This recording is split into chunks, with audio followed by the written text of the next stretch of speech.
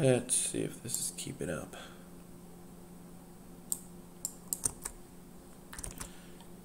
And I believe my desktop audio is already balanced, so I should be okay to play some music.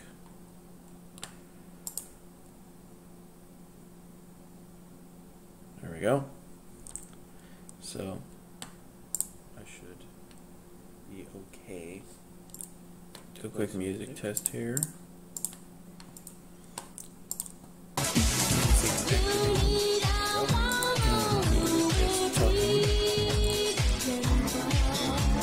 And dancing a little bit. Because it's just good music.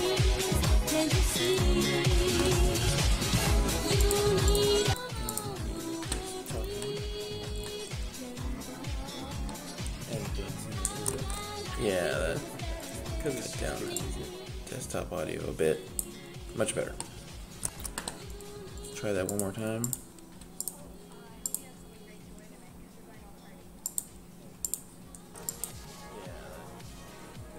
This is with the music on. Another mic check. We'll see how this sounds. Test, test. Is this frozen? What's going on?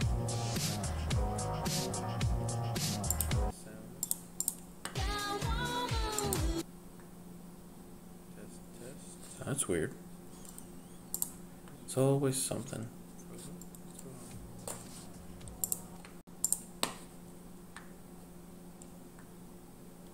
Come on.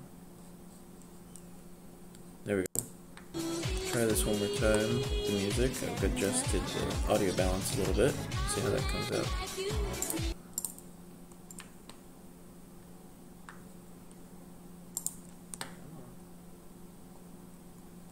There we go. Try this one more time. The music. I've adjusted the audio balance. Very good. Looking good.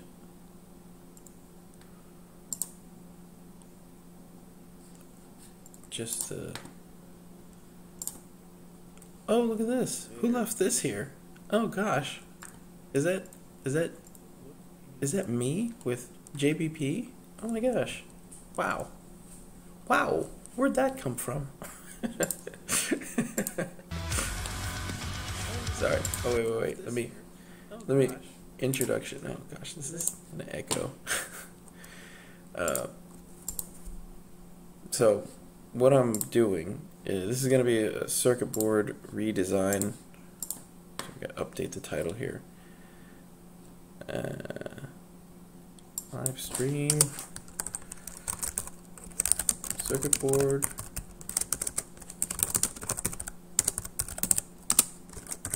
Yeah. There we go. Update that. Brilliant. So what we're going to do is redesign this circuit board. I've got this, which is our older circuit board, our original circuit board, which I hope is opening quickly enough. I'm on the travel setup here, so things might be a little weird. I hope they're all right. There we go. Look at that. Very nice. So here's the Signum 3 circuit board, the original version. And there are several issues with it. Some actually were issues. This corner, for instance, this corner down here has an over travel, and you can't even really tell unless you take the item thickness. That, take that down.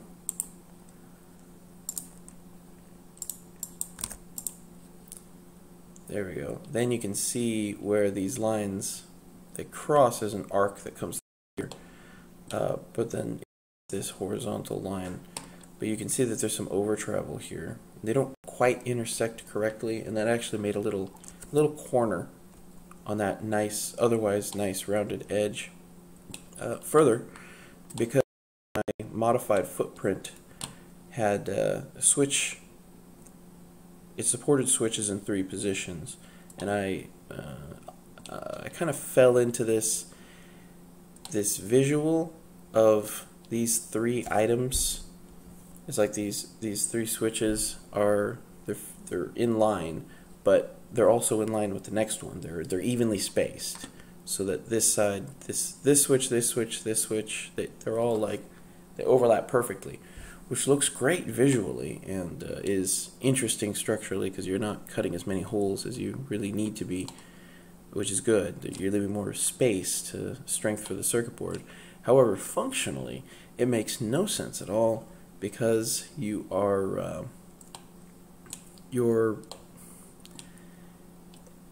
these holes all align for the same switch, these 3 holes, and the reason they do that is because they're spaced out like that. But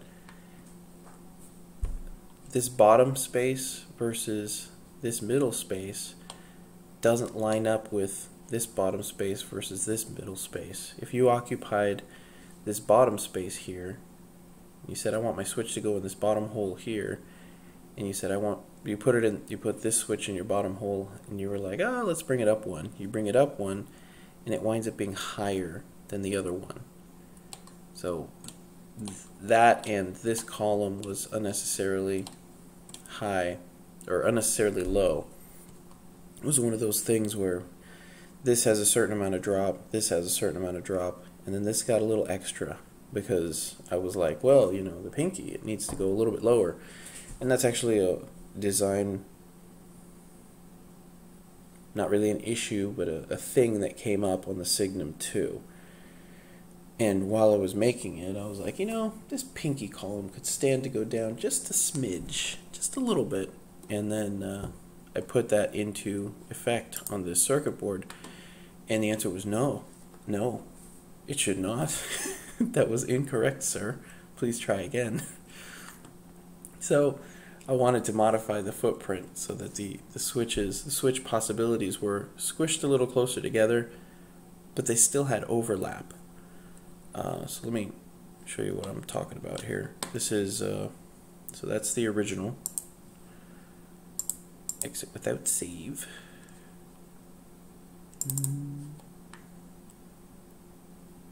Here's alternate version. So this has some, you see what I'm saying about this this step. The step is a little different. It's actually quadrupled, which is neat, but you can get this overlap here. So this one seems to be a bit in line with this one. It's hard to see because the whole thing's angled, and that in Kicad is another bit of fun to figure out.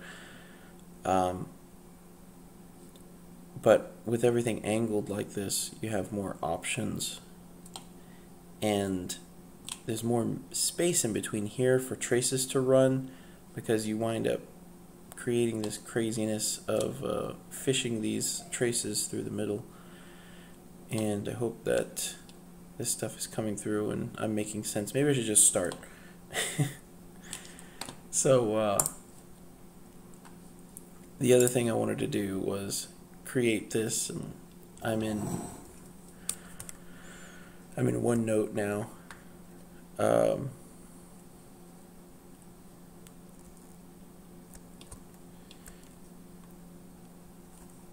Well, let me get back to this actually. So in Kicad, you have a schema design.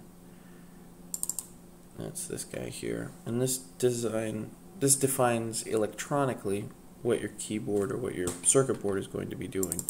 So it isn't a physical representation, it's like a logical representation. You're making a map of what's connected to what. So one of the things that I wanted to do as a feature included, I don't know why OneNote changed their scroll bars so that you can't touch them to scroll. It's just mean, man. So I'm going to do this scroll in and out thing, whatever. The number row. So I wanted to have a number row so that it would be a 5 by 12 rather than a 4 by 12, rather than a true 40%. And then I wanted to add Pro Micro support. So figuring out the Pro Micro support was interesting. That was a process of mapping out the connections so that so here's your Pro Micro on the left, and then I'm going to pen a little bit, and the camera's on the top of this thing, so you might get a little bit of jittering. There we go. Kind of hard to center this. So there's your Pro Micro over here. I don't know if you can see that cursor on the left. Here's your Pro Micro. These are your data points. And the footprint is almost exactly the same. At least the sides are aligned on the Teensy and the Pro Micro. That ain't right.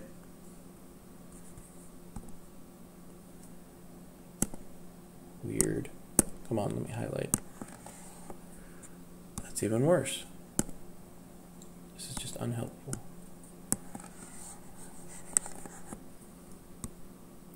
Guess that's kind of visible.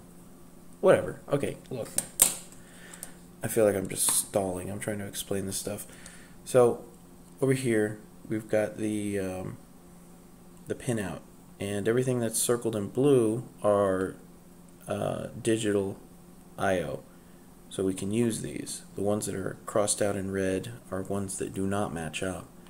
So on the Pro Micro, we've got, ground up here in this pin position and reset. And obviously if we put that onto the Teensy, ground and reset are not there. But if we want them to be interchangeable, so we could put a Teensy in or we could put a Pro Micro in, we're not going to be able to use these pins. So we have just enough overlap for a 4 by 12, which is 16 pins, and with 16 pins you'll get a 4 by 12, 40%. But if you want to add one more pin to get the number row, which you probably want to do, which we will do, we're going to be adding this D6 port, or this D6 pin. And I try to avoid the D6 pin because that's mapped on the Teensy to the LED. However, the onboard LED. However, it does work. So your Teensy, if you have a number row, is probably just going to be, it's going to do that little half on, it's going to do pulse width modulation. So the LED will be on darkly, lightly, not fully, partially. The LED will be on partially if you use that pin, because it senses on that pin to check the row and see if a keyboard button is pressed. So it pulses a little bit. You can still use the LED. It just goes from dim to bright and dim to bright. But we do have the overlap that we need. And what's kind of cool is it comes through on this block. That's hard to see too. There we go. How's this? This block right here.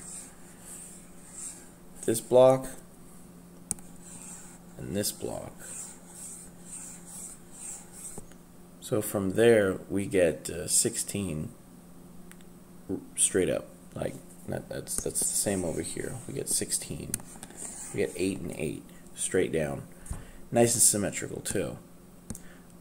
The only one remaining is this guy floating around up here, which matches on both of these. So what we have is we want to figure out where our columns and where our rows are going to go, because we have a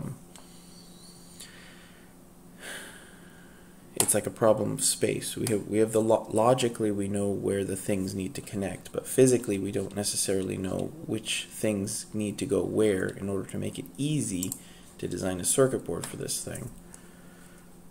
So what we're going to do is check the stream, because I feel like I'm just talking it. Yep, no, it looks like it's going. Looks good, looks good. Brilliant. So we're making that circuit board, right? So here I have a generalized layout of where our rows and columns are.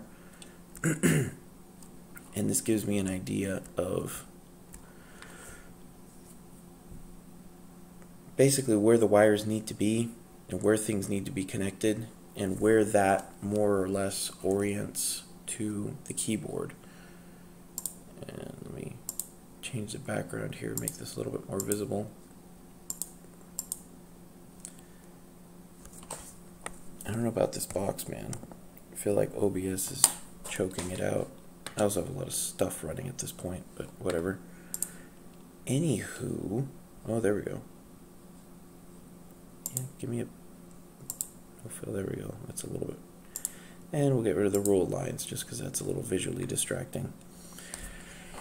Okay, so here we have a general outline of the footprint for Signum, and already some wires have been drawn across here. Obviously your columns are going to be connected. We've got some diodes connected. They're not in the right position, but whatever. I just kind of want an idea of where the wires are going to have to come in, and the resulting order.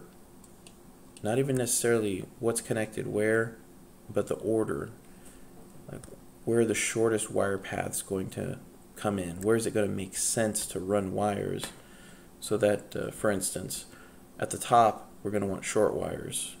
So this is going to connect to this top part up here, which is row 0. And that means this has to feed around to the other side and connect over here. And I kept this space empty.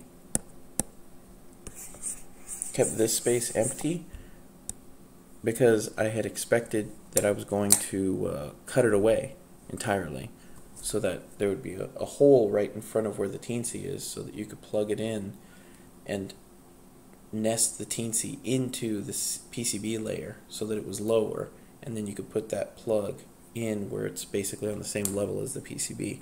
I decided against that, and or this is a better idea to set everything on top of the circuit board and build up from the circuit board to keep everything as flat as possible. So this will be a little bit easier, I think, because I'll be able to take advantage of this space in the middle here on the redesign. So laying out these wires should be a little bit easier. Actually, it'll definitely be easier because there's more space to come in here, and I can actually cut through on the inside here to get where I need to get. So that's a better way of doing it. Either way, I'm still laying out where this. What just happened? OneNote's choking a little bit here. I'm still laying out where this stuff needs to be, and that so far has been represented here as this pin order. So generally I know that row 0 connecting up here is good design. Column 4, column 2, column 0. This is just like generally where these would fit on the way down the circuit board. So these are where they're laid out where they kind of make sense. So they're not overlapping or crossing each other too much, at least. So the result is this set of rows and columns. So once I have this generalized order of what columns and rows I want, you know, left side, right side, and what I want near the top of the board versus near the bottom of the board, I take this, and I have already done this. I was actually doing this design yesterday, and it got so complicated. Well, it was a little confusing and it was a little complicated. It was taking me time, and I was like, well, this is something that's going to help other people. So what I need to do is work on this live. We're doing it live so that other people understand how this garbage works. It's not very intuitive. And then you run into, if you don't plan it ahead, you run into weird problems, and you're like, well, I can't do this. I can't work on it because it doesn't make sense. It doesn't work. And the reason it doesn't work is because you didn't lay it out like 5 steps ago correctly. So that column and row order and that vertical, you know, what's near the top and what's near the bottom, is laid out here. OneNote is just, I don't know, it just like syncs. This is why I really want to get that Surface 4 working again after I smashed the screen, dropping it. That was a big fiasco. What a mess. That thing is great hardware, by the way. And I've had to muddle through on this hardware, which is not touch sensitive. So I'm like switching input devices and going back and forth and using the. It doesn't matter. It's hard, but it's always going to be hard somehow. So here's your. That's that logical representation. Everything's laid out correctly. I'm missing a letter there. I don't know why that's missing. Let's see what it is. So what I'm doing here is I'm connecting, or comparing rather. So like I said, this is my set that I've already put in there. And what I need to do is take these pins, like in this case R0 is the first one, and orient it toward whatever's up here, which is this one. And those work out to be this one right here. So that's B0. That's the data address for that port. So I've got my B0 down here. So doing that on this column of data and the ones here, this one, these four, and these four, identifying those pins and writing them out are what we're looking for. So remember that this one is C17, and that this one, D5, is this one on the inside. So don't get those confused. Don't use that one, because this pin position on the bottom on the inside is non-existent on the Pro Micro. So there's nothing there on that inside corner. This is where it is on the Teensy, and there's just nothing there. So don't use it. At least don't use it if you want to overlap or provide support for the two of these. Get reoriented here. There we go.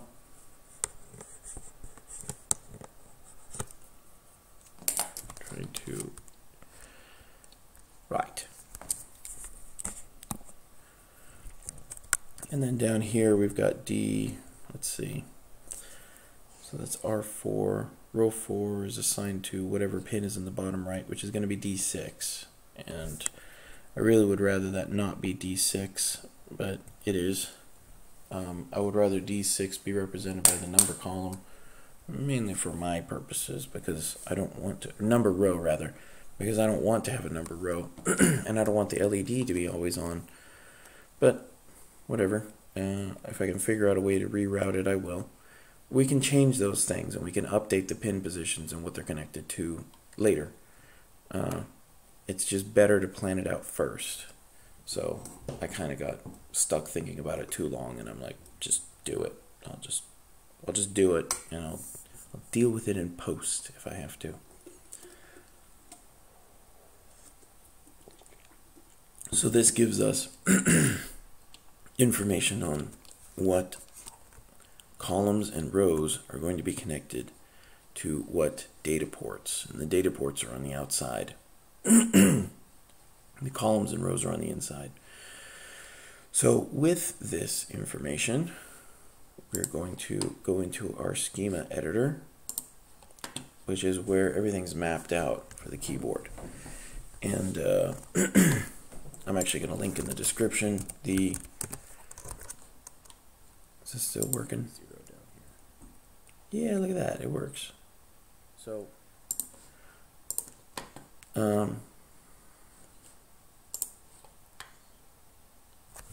is that not my password? Whatever.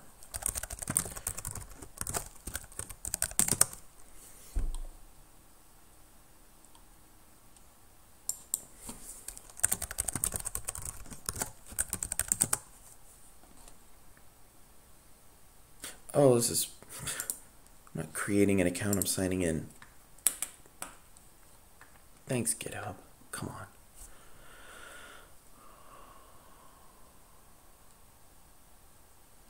Ooh. Everybody loves my synthwave. I'm glad. Here it is. So there's a GitHub page, which was, here we go, Ruiki Mao, however you say that. Excellent, excellent, excellent for making keyboards in particular on Kicad. So this guy's great. This is an excellent page. It was instrumental to helping me design this, and I'm actually going to link this in the description. I'll describe this in the link. There we are.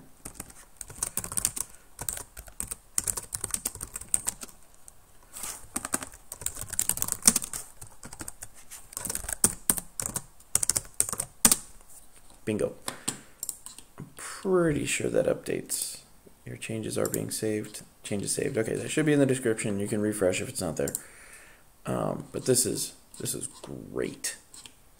Like Frosted Flakes, great.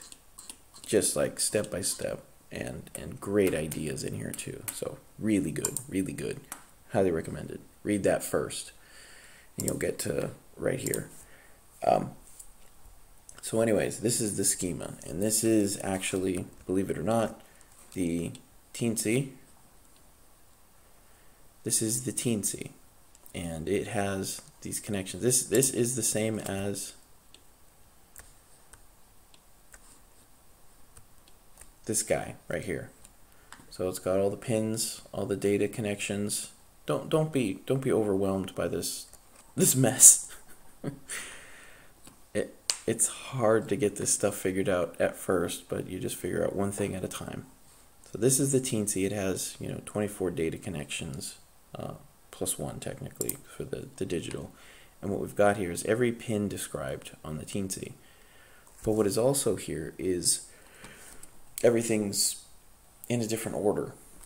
So this is where we kind of get into the logical versus the physical layout, where things are, logically, things are near each other for the purposes of our design. Putting all these pins on the right side obviously makes things very easy. These are all the data pins. However, it's not physically laid out like this, so it can be a little confusing. So what we need to do is, well, let's see. Actually, the first thing we need to do is add a number row. That's number wang. So let's move all of this over a bit, about here maybe.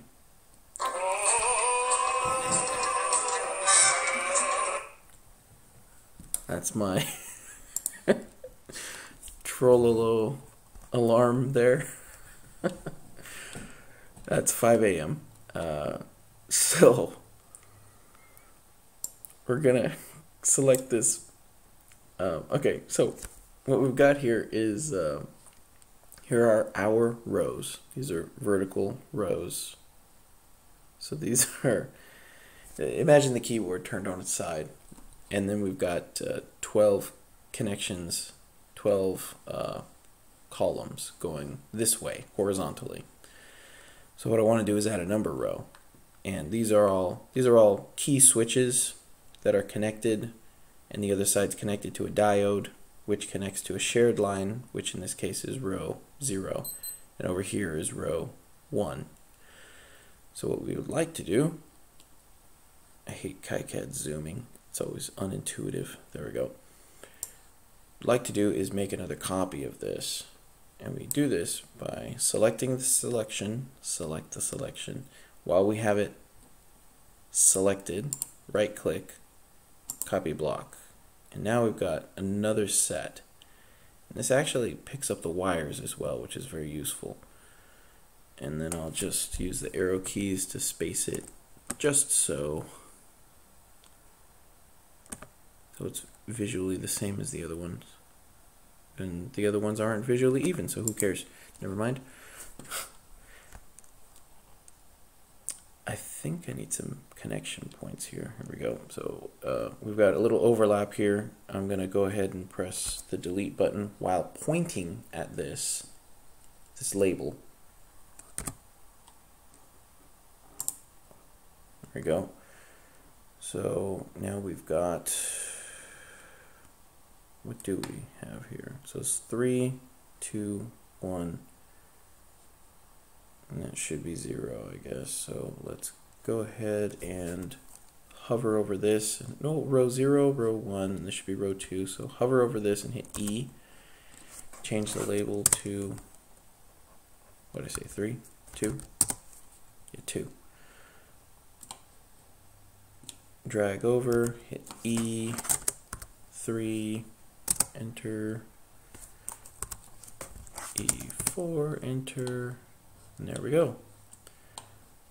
So overlapping green connections, which are over here, these lines that are connected, they only connect if you make a node for them. So if I make a line that goes from here to here, I'm not even sure if I can. Yeah, there we go. A line from here to here and a line from here to here. I have 2 lines, right? And now if I select them, hit M, or there we go, drag it and make it so they overlap. Those are just 2 lines that are standing over each other. They're not connected, and they're not connected until I click on this little junction connection. Once I do that, now they're connected. So that's something that happened when I made a block copy here, because all of these connections, you can see the junction points.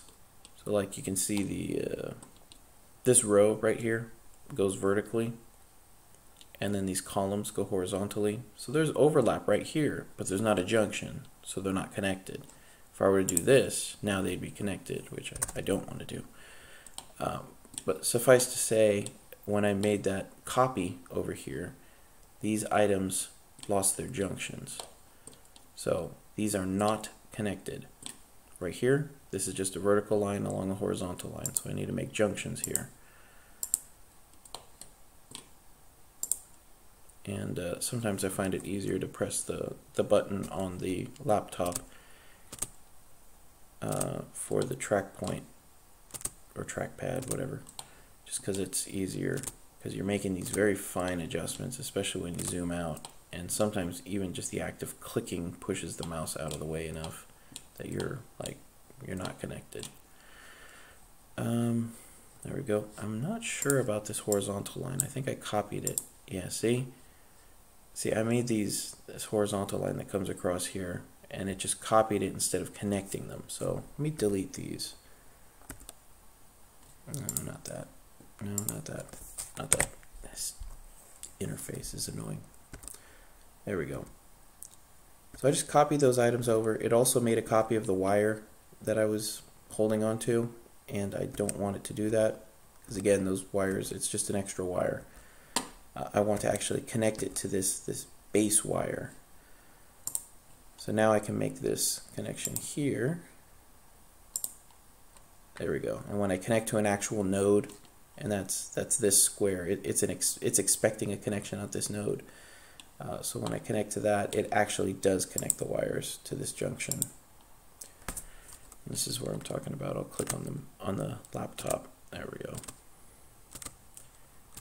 And a better way to do this is probably to make separate wires and then duplicate them, but at this point, this is fine. That's weird. Connect. Did I not connect that? That was odd. You know, Kicad gets a little odd on the user interface. Like much open source software, that's just kind of how it is. It's just a little bit unintuitive, and you got to figure out a few things before you can really get moving on it. That's why that guide is very helpful.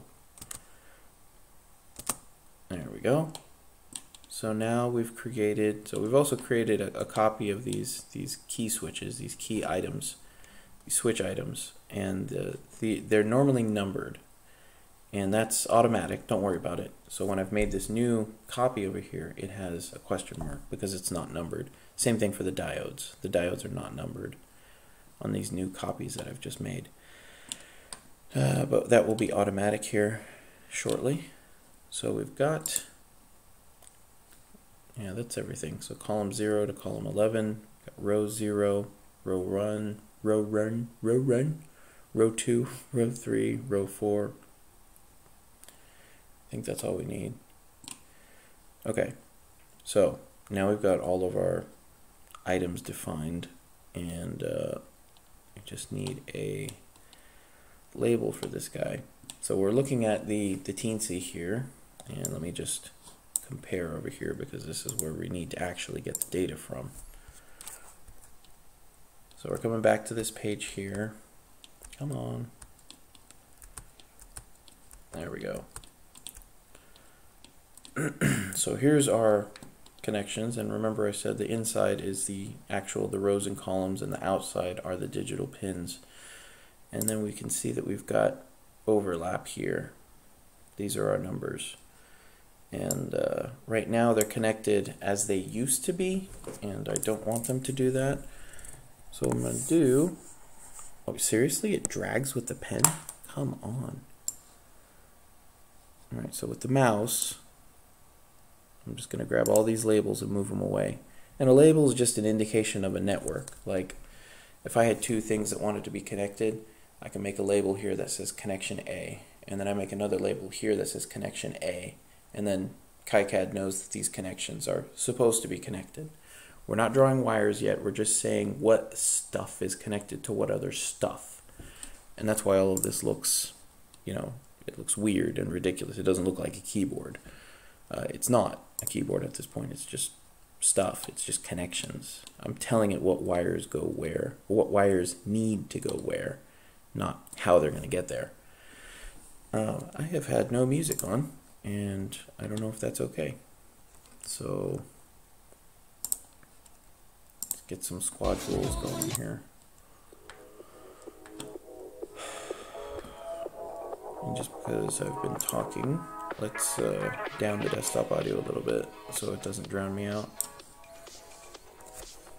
Drown it out in my ear so I can hear myself talk.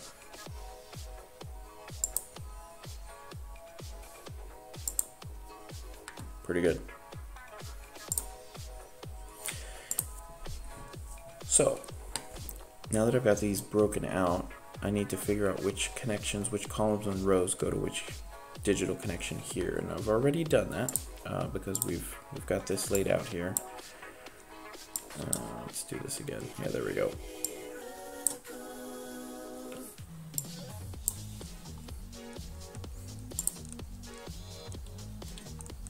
Come on.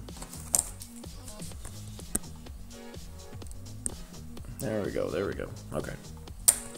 So back on here, we're going to start, I guess we'll go top to bottom. Let's do one of these. Very good. So on Kicad, we'll start with R0. So row 0 goes to, okay, where is row 0? There it is. So I'm going to hover over this, and especially with the pen, because it's hard to kind of click at the same time, I'm going to press M once I'm hovered over it, and that allows me to move a component. M. Now I'm dragging it, and now I'm going to go to Bravo 0. So Bravo 0 is right there. Oops. Oh, I have to click, so mouse click on the laptop. There we go. So now R0 is connected to B0 over here. You can see that R0 is connected to the digital pin B0. Next, Charlie 4 to Bravo 3, and Charlie 4, M. Boy, what just happened?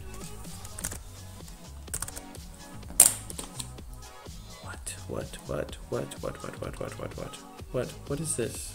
Playing quicks here. Goodness. Kicad, man. Actually, this is probably this laptop just wigging out a little bit on the touch or the pen interface. So what did I say? Charlie 0 to... What the hell? I hit Control Z to back out of that change, whatever that change was, and it backed out too far. So, Charlie 0, Charlie 4, Bravo 3. Hitting M. Charlie 4, Bravo 3. Got it. Charlie 2, Bravo 7. And again, I'm hovering over Charlie 2, column 2, hitting M to move component. And I'm clicking on the trackpad because it's just easier with the pen. I'm going to say Charlie 2, Bravo 7. And we're right there. 2, column, Charlie 0, Delta 0. 2, Delta 0. Romeo 1, Delta 1. Romeo 1. Delta 1, Charlie 1, Delta 2,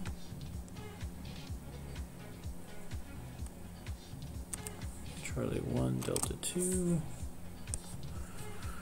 Charlie 3, Delta 3,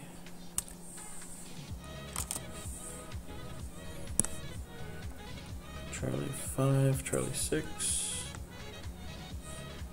Charlie 5, Charlie 6. There we go. So you can see all the Bravos are up here, the Charlies here, and the Deltas are here. Foxtrot here. They're oriented in alphabetical order basically, so that my brain, when I want to find them here, I can find them. They're not oriented in the same way that they would be physically. It's like two sides of the same coin. They're displayed one way on one side. That makes sense, and on the other side they're displayed in another way that makes sense, but you have to make the connection inside your brain. So Charlie 5 now, what did I just do? It's Charlie 5, yeah. Charlie 5 is placed. Next is a poorly drawn R3, I'm guessing. Romeo 3, Charlie 7. Oops. Just go back over here. Yeah. Romeo 3, Charlie 7. Yep, that's right. Next is Charlie 7, Foxtrot 5. Charlie 7, Foxtrot 5. Charlie 9, Foxtrot 6. Charlie 9, Fox 6. Charlie 11, Fox 7. 7, there we go. Romeo 2, Bravo 6.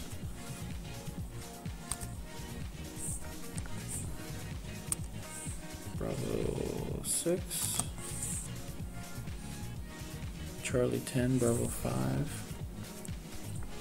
Charlie 10, Bravo 5.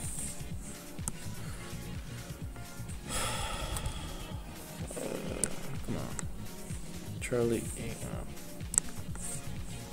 Charlie 8, Bravo 4.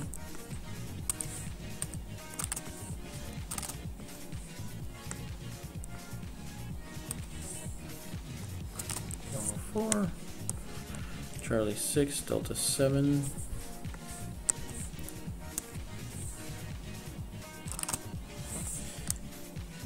And Romeo 4, D6. So I haven't made a label for that. So what I'm going to do is, because I just added one, so these are just existing labels.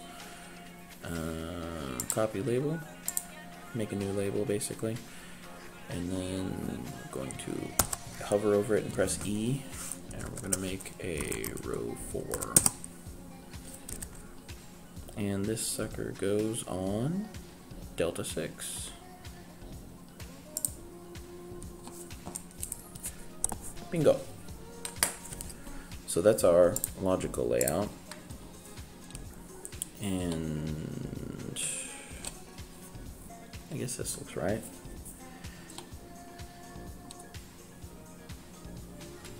I'm looking at row 0, row 1, row 1, 2, 3, 4, column 0, 1, 2, 3, all the way to 11. And you think we're good.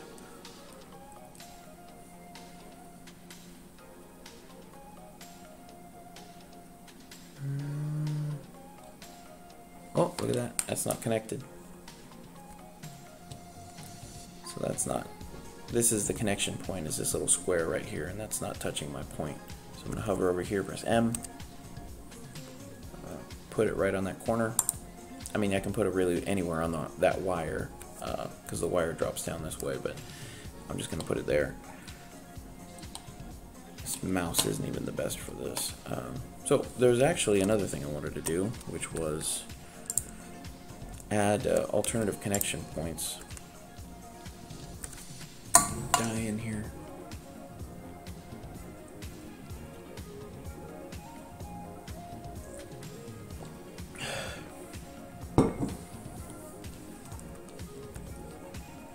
Too far, go back.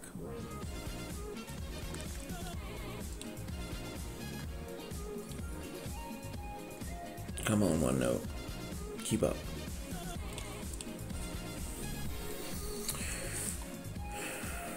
Where was I? Oh yeah, here. This is the first circuit board, and what I wanted to do was create one of these keys here, which is basically the bottom key of your ring or your middle finger.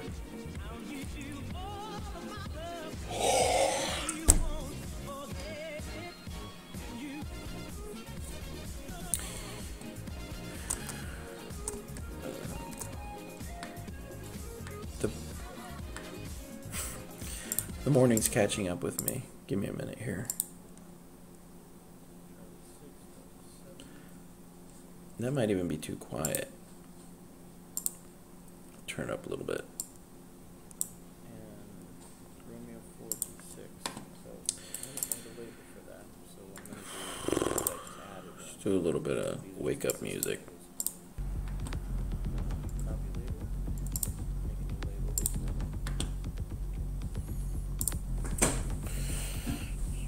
Alright, so I've got, right, so on a 40%, any design really, the columns that are under your pinky and middle fingers, there's buttons all the way at the bottom of them. And those are represented down here, and they're really hard to reach. And so hard to reach that in the effort to support additional thumb keys, I very definitely wanted to remap one of these keys here. So there's going to be another switch position over here that'll be like a third thumb hole, a third thumb switch, and it will be mapped directly to those hard to reach buttons, or one of those hard to reach buttons. There we go.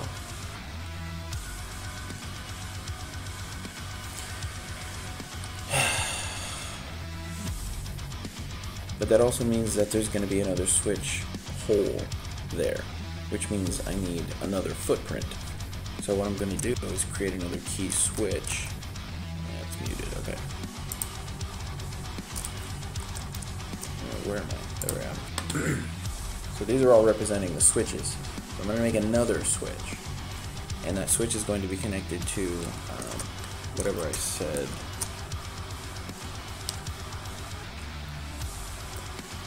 Which would be, so this is switch position 0 on the top left. So we're looking at switch position, I guess with a ring finger.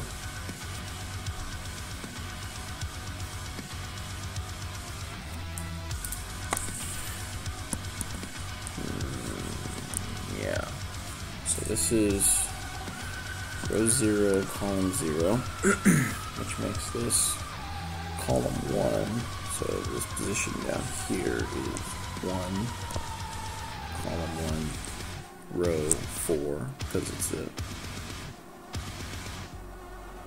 no, row, yeah, row 4, because it's the last one.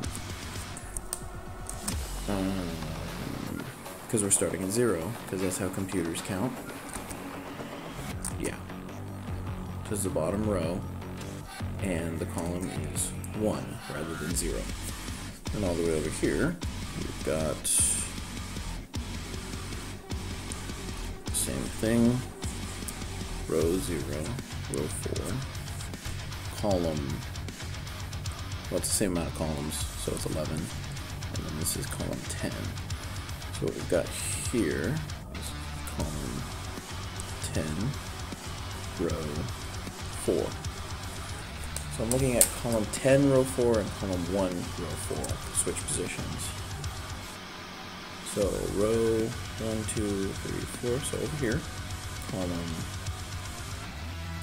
let's say column 1 and column 10. So right here is the switch that I want to copy or duplicate off of, and then column 10. So what I'm going to do is just hover over this switch item and then hit D. No? Maybe? It's like a, no. There we go. I block drag over it. Right click, copy block. So now I've got a copy of that, and I'll delete that wire. There we go. So now I've got an extra switch, and I'll come down here, right click, copy, and it pops me back up there, which is why I shouldn't have done that. Let's put it down here, like that. So these are actually kind of odd connections because they're in line with the existing connection. They're straight duplicates, so they don't need their own diode. They don't need their own connection even. They're on the same network. They're connected to the same wires. So what I want to do is make these basically exact copies. So we'll select our green, our wire here, and then just click these same connections, because this is the connection point for this. We'll run it over. This always gets a little weird. Come on. Drop it down here. Connect there. There we go. So all I've done is connected pin 2 to pin 2 on here. Same thing I'm going to do for this connection point, except this connection point comes up here. So visually, I'm just going to move it over this way. Doot. There we go. So now these are exactly the same keys. They function the exact same way. This one's connected row 4, column 11. This one's connected row 4, column 11. So, scrolling, always scrolling. We'll come back up to column 1. There we go. Row 2. There we go. Easy peasy, lizard squeezy. And I'm zooming. No, not Kicad zooming. Come on. Also note that these switches, much like the other ones, have question marks here because they don't have identifiers. Don't worry about that. Those are it's automatic, by the way. And I'm actually I think I'm gonna do that right now. Yeah, I think that's it actually. Let me save my work.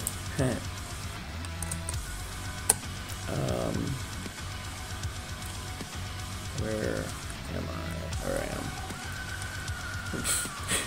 I've got the notes tracked in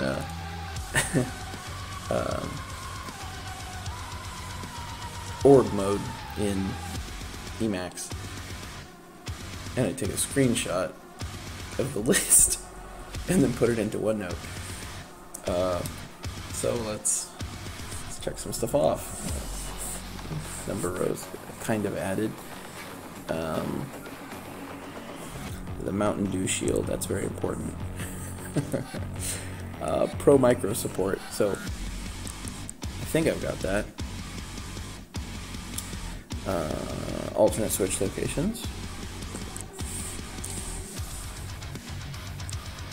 Through hold mounts for other buttons. Oh yeah. Yeah, it's this over here. I might have to come back to that later. I wanted to have connections that just kind of came off and were just for wired connections.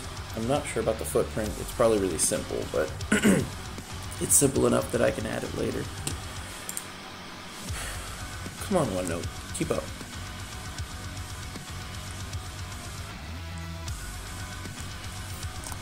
Let's see if the chat's blowing up because no one can hear me. Oh my god, what's my hair doing?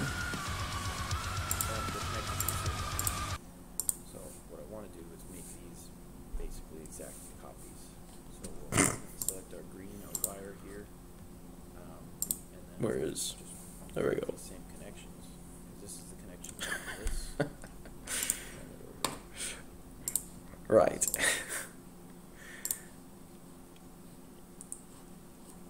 Let's just pop this chat out.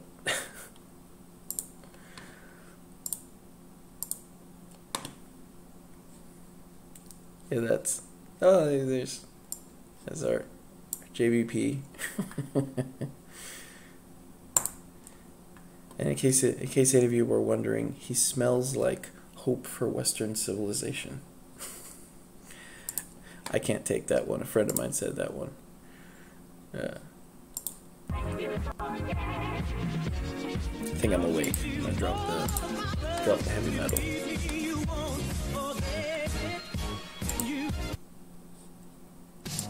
Do like the Saint Pepsi. A party?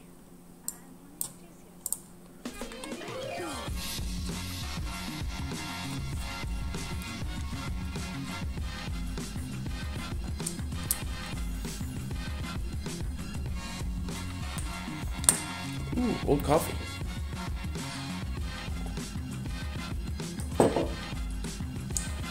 Get out of here, water.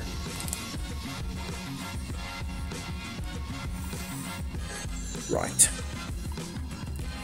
USB cable wire mounts. Oh, I'll hit that when I hit the other one. That's, this is related to that one.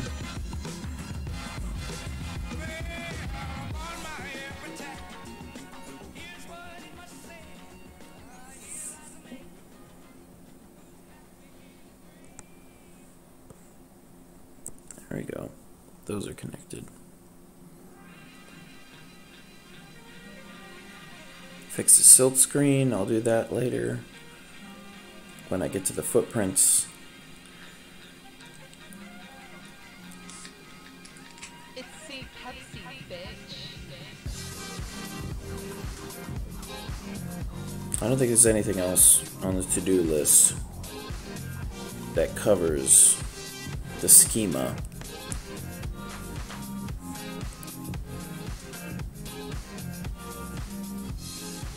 That's hard stuff.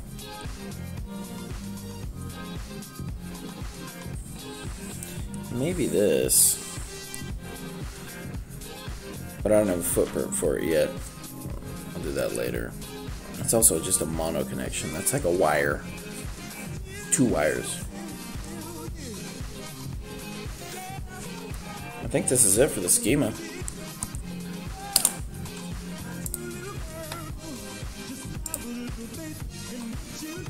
Alright, so we've got this set up. These, like I said, these switches don't have any identifiers. So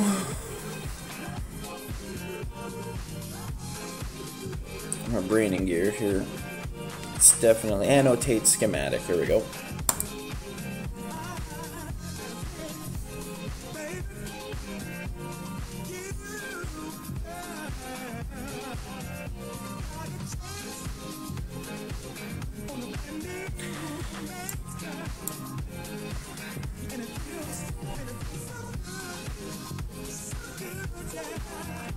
Yeah, I don't want this numbering to be... I'm deciding whether or not to keep the existing notation or to reset the existing notation. I think I'm going to reset it because it assigns numbers in more or less a logical order, and these start at K1 and number down and then number down. And since I've added a row over here, it's going to number those at higher numbers, which might be might throw me off when I'm looking at it in the PCB editor. So I'm just going to reset existing notation. You don't have to worry about that if you haven't notated any of these. This first free numbered schematic.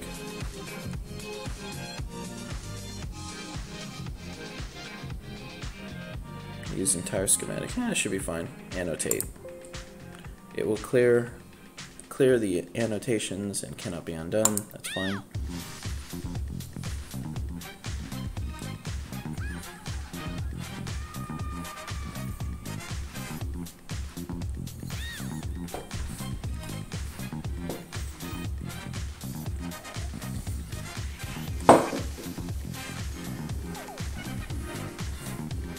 So we can see we've got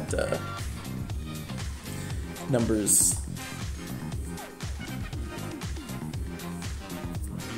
on our diodes and our switches now, including these guys over here, which numbered at a high number, which is what I wanted. That's nice.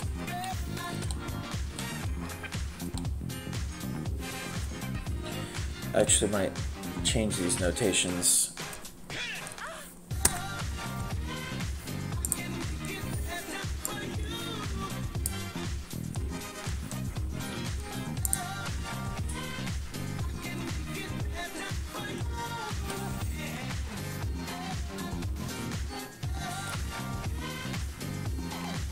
Did the numbers come across in the silk screen?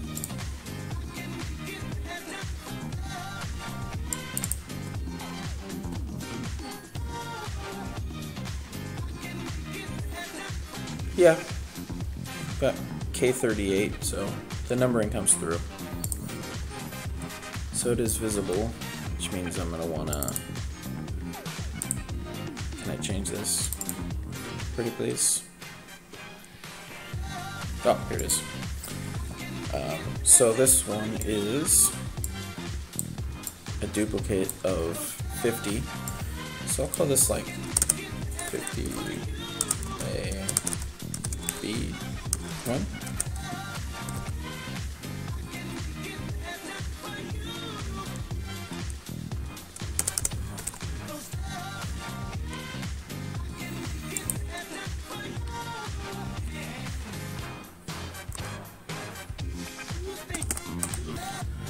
Again, I'm just hovering over this and pressing E, selecting the component. So, Kicad does this thing where when you make a selection that's ambiguous, that is, I'm hovering over this label and I'm also hovering over the switch. If I go here, I'm also hovering over the wire, and it doesn't care about the wire. Just can't edit the wire, but whatever. Anyways. If you hover on something that's ambiguous, when you press the selection, it says clarify selection. Am I pointing at the field reference or the component? Technically, I care about the field reference, so if I go there, this is more direct. Yeah, there we go. I'm going to call that K50 alpha, and this is K50 bravo.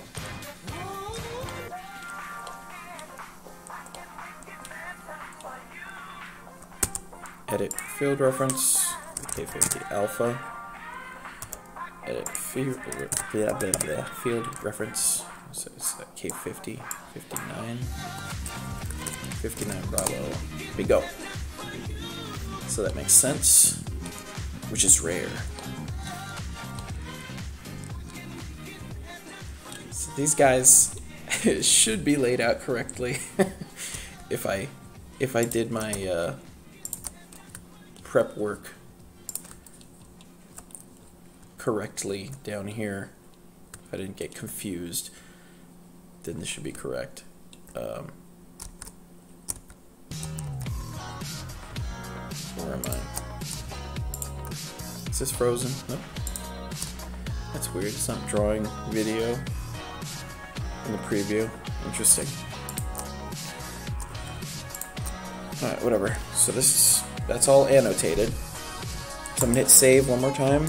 And now we're going to generate the net list. And the net list is the thing that's making the networks of the stuff that's connected to the other stuff.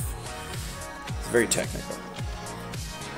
But we need the net list for the circuit board. So generate netlist file.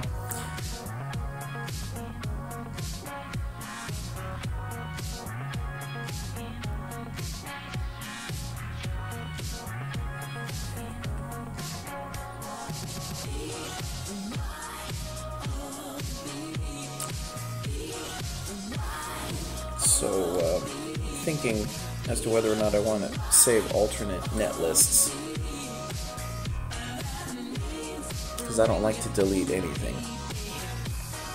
But this is for the same project. And the other circuit board's a standalone. That's fine.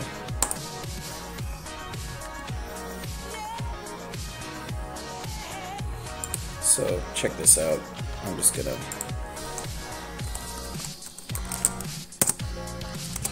like I said, I don't like to delete anything.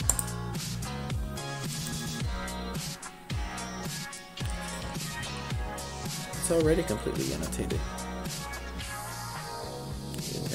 Keep existing annotation. Sort by X position. Use first free number. It's going.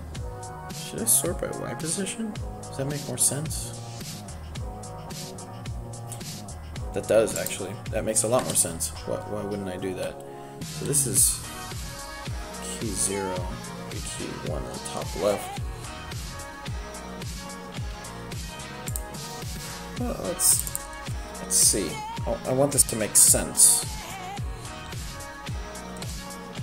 Yeah, so there's key 1, and then key 2, key 3.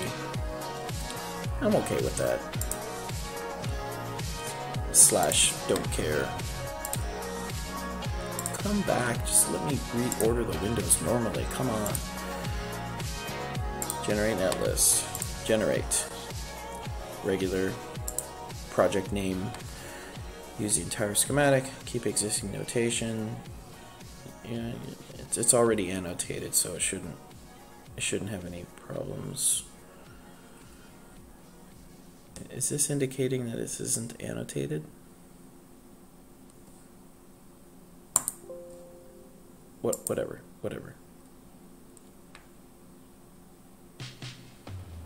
Oh, it needs to end in a number, I guess. Because it just did 50A1, 50B1. So I guess it didn't consider that annotated. That's fine. Save that again. I know it just generated, but I'm going to generate it again because I don't know, I don't trust Kicad. This is also the button for generating a net list.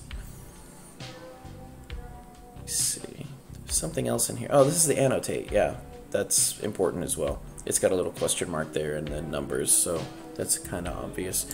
So this is the schema. This should be it. Yay.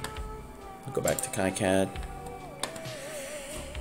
And now, the thing I've been moderately, dread is not the right word, but not looking forward to.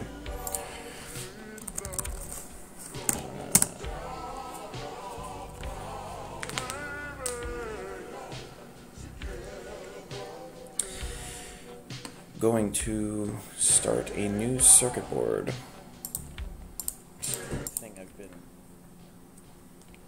Oh man, looks like we're almost caught up. That's not fun. Alright, y'all are caught up to me, so I gotta get going.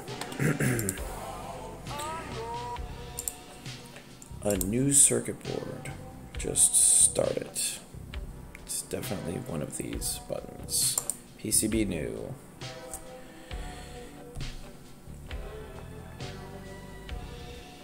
Oh, so by default it opens the current circuit board for the project, and I think I'm just going to delete everything. I've selected everything, hit delete block, and it's just gone, man. It's gone, man. This is my most favorite part. You've got a fresh install here.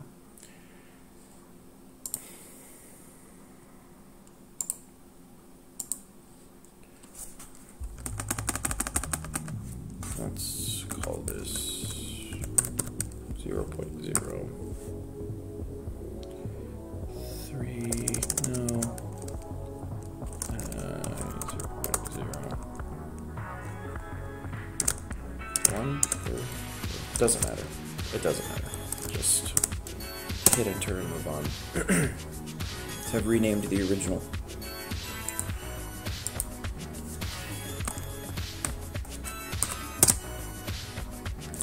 It still has to have a file extension after it, apparently.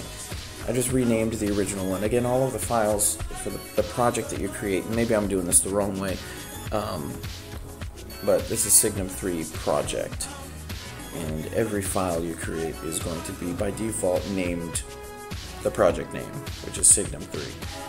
So that means if I create another circuit board, it's going to try to open Signum 3, the project name. And then if I make a new one, it's going to try to save it as Signum 3. It will expect everything to be named Signum 3, so I'm renaming some of these things to create backups, much like you saw I do with the net file. So, I'm just going to go back to our PCB creator and just hit save, and that'll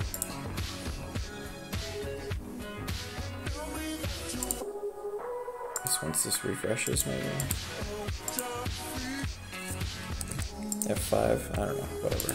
It's in there somewhere. It's saved, it says so right here. I trust it. I don't trust it. So alright, I'm just gonna get this over with. Stalling. You click this netlist button, right? And it says read the current netlist. And we're like, okay, great, I'm just gonna go ahead and read the current netlist.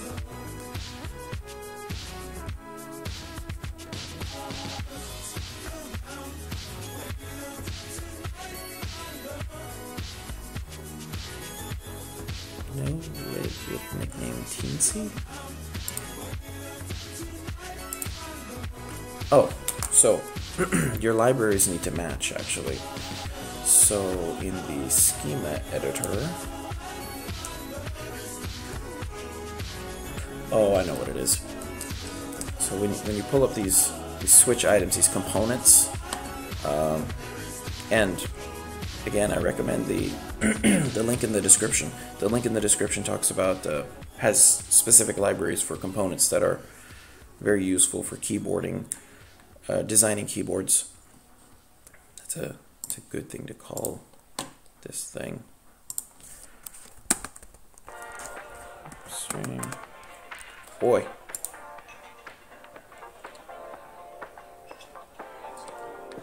Come on back. Stream. PCB. Circuit board redesign. There we go. That should be nice. That would be quite pleasant.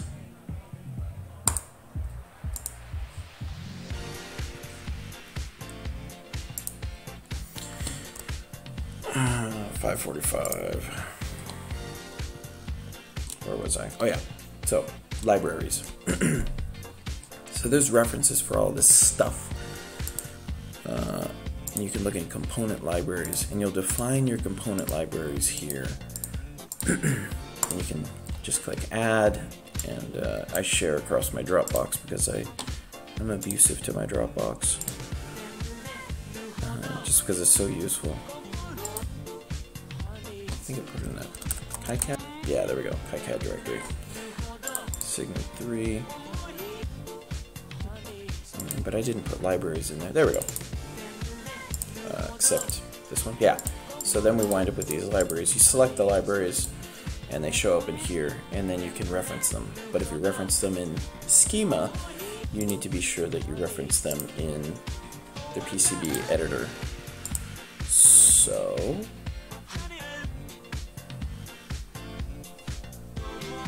footprint libraries manager.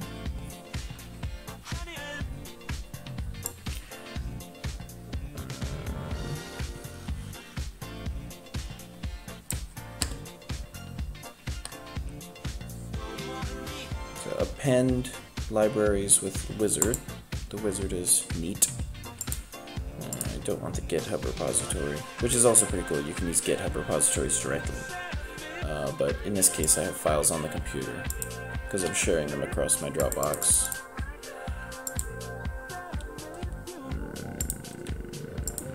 It's annoying.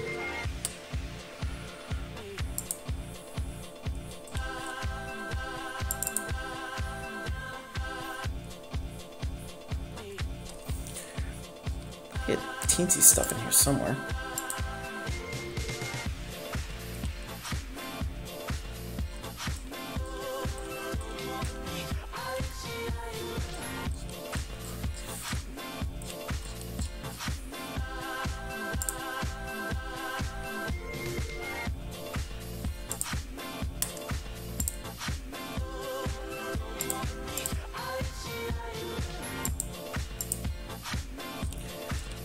There it is.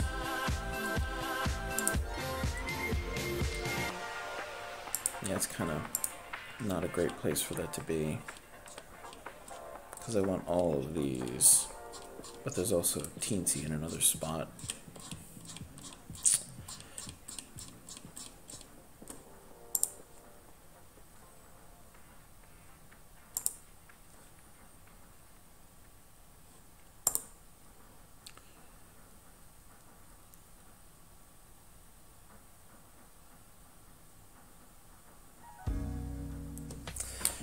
The right way to do this is to find it correctly, or find it directly. Directly. Simple but elegant, exactly. Like this one. Oh my god, that's beautiful. That is beautiful. That's the most beautiful thing I ever saw. Hello. There we go. Dropbox Kicad buckler. $55,000. Oh, my buckler.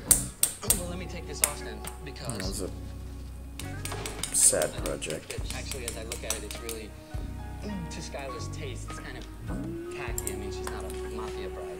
Will you help me out? Well, he is a lovely mother. That is pretty.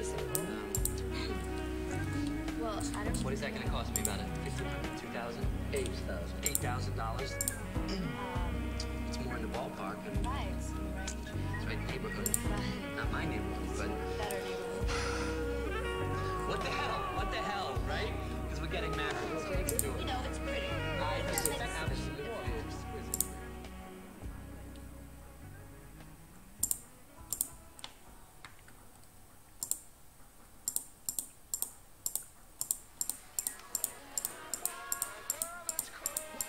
What's this? Teensy corrected. Teensy library master.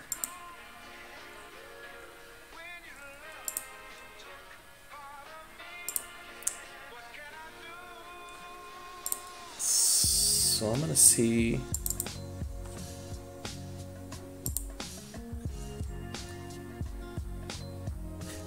So the libraries have different things going on with them. The library describes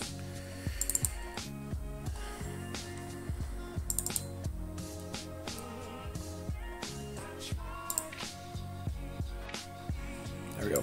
So the library describes the layout of the pins. This is the physical versus the logical. So you can see, like this pin number 29, pin 1, 2, 3, 4, 5, how they're numbered down correctly. On the schema, all of those are in line so that they're easier to work with. But this footprint is a description of where those logical pins are physically laid out. So what I'm interested in is what footprint this is and from which library it arrived. And I'm not sure I get that.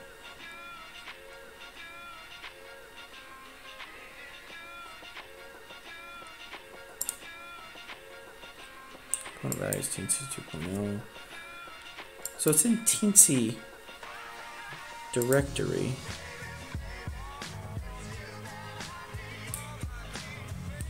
It's just Teensy library, which means it's floating around in here somewhere.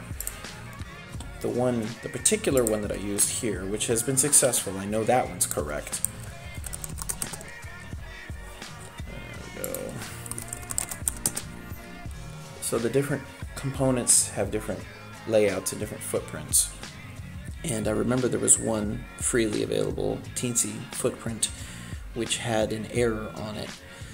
and it was on GitHub, and I opened a request for it and fixed it myself. I probably should have just done a pull request. Dang it. I don't think I knew what a pull request was at that point. But I think I wound up running with a different layout, a different design. Yeah, I think it's this one. Because teensy underscore library would have been listed as teensy underscore library / teensy. So I think it is this one. Yeah, it's not even teensy corrected.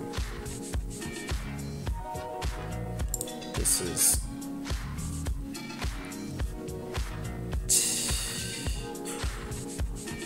Oh, it was only on the plus. Okay, that's why. That's right. I remember now. That's right. So the teensy 2.0 plus plus was the one that had the error on it. Okay, so this is fine. The teensy one that's under buckler should be fine. So go back here.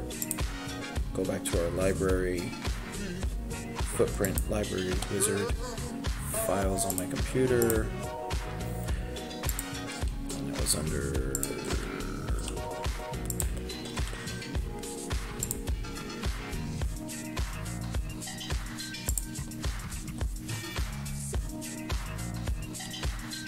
Kicad, buckler, teensy, the original. Bingo. So with that footprint in place, I should be able to read this net list. Files contain no lib with nickname Keebs. I hate Keebs, man. I hate that. I hate that word.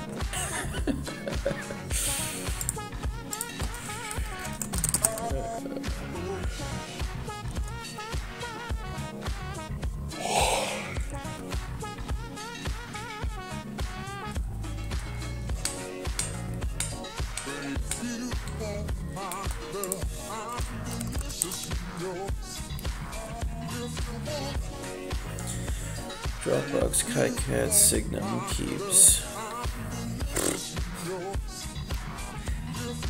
So this is the actual library file, and it's pretty dash master is the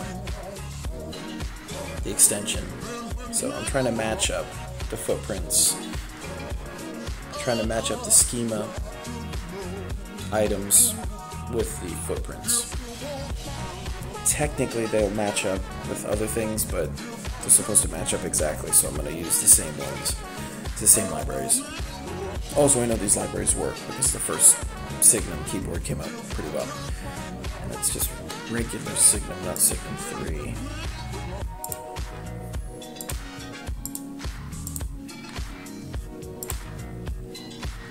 Just keep going back here. Users. Dropbox.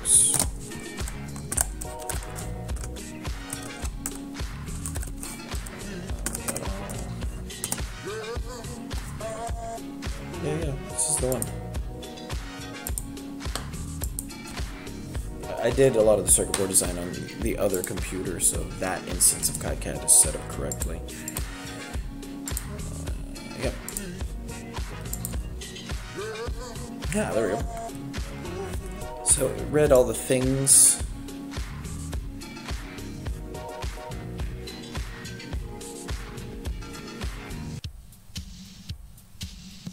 Yeah, cool.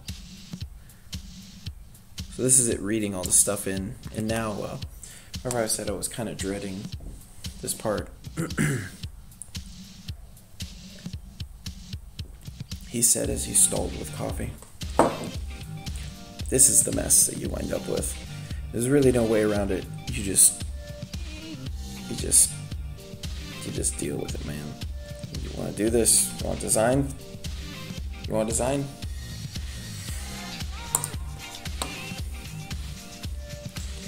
You want to design. So here's all your components. Here are all of your components. Stacked conveniently, one atop another.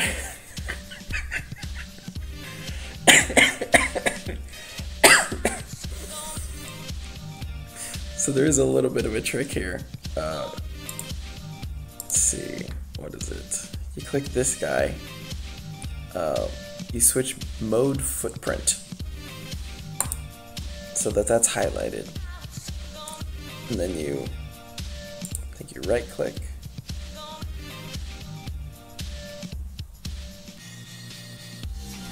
Global spread in place.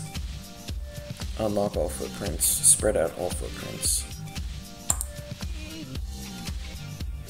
Not locked footprints inside board will be moved. Okay, yes. So there's all your footprints spread out. And we've got our diodes floating around here. And there, of course, is all of our switches. And there's our lovely teensy.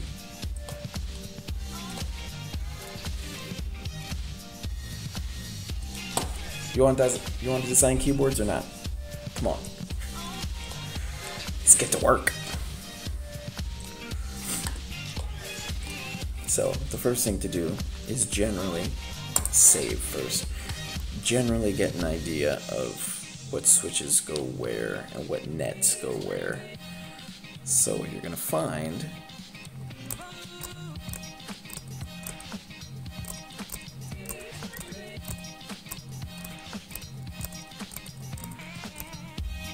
trying to think of a way to put this.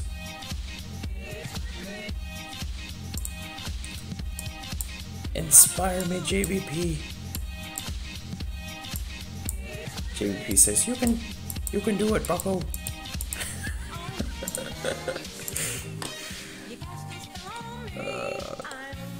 That was a great show. So I've got key 60, okay, so key 2 and key 59A1. Okay, this is just it's just everywhere, man.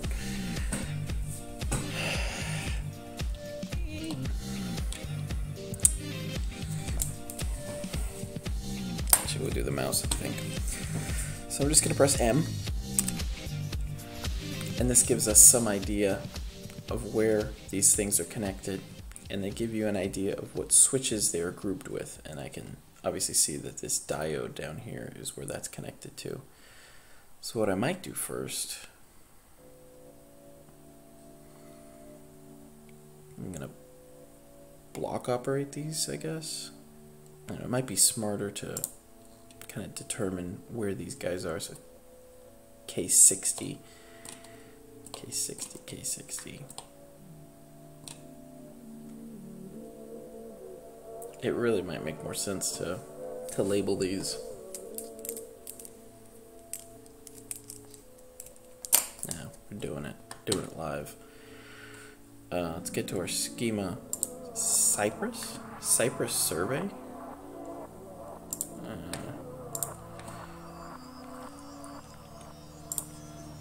There's our schema. 6 a.m. K60. That's bottom left. That's helpful, at least. I'm looking at the K60 is down here.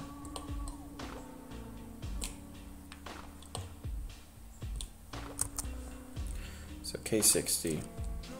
First thing I'm going to do is I'm going to float it around a little bit so I can see what other switches it's connected to. So there's one down here it's connected to. And there's one up here it's connected to. So I'm going to move it over here and then try to remember which one I grabbed earlier. Yeah, see? So that's the one that's close to it, which means it's in the same column. So I'm going to make columns now. I think that's what I did. Then I can kind of pick out which ones go where. So this one's next down here. I'm going to try to keep an eye on that guy while I drop this over here. I think it was this. Yep. See how there is making the connection here? If I were to do something like grab one that wasn't connected, I would bring it over here and it wouldn't snap to any of these switches like this. So this does not snap, so I grabbed the wrong one. But if I grab one of these guys, I can see, like this one right here. lost it. There we go. Very good. And then that switch down there. I hope you can see what I'm doing here. So there's 1 switch, 2 switch, 3 switch, 4 switch. This switch snaps to all those switches, which means these are all in the same column. Now each switch is going to be associated with a diode, and you can see that diode is way down here. It's making that line draw straight to it. So I'm going to grab that diode next. Oh, actually, I should probably make sure these guys are in the correct order, vertically. So K12, K60, K24, K36, so 24 is going to go above 36, and that's 48? Yeah, 48 is going to go down here. So K12, 24, 36, duh, it goes in 12s, obviously. K60, cool. So now we want to bring some diodes over. It really might make more sense. But once I've got this, I can see what...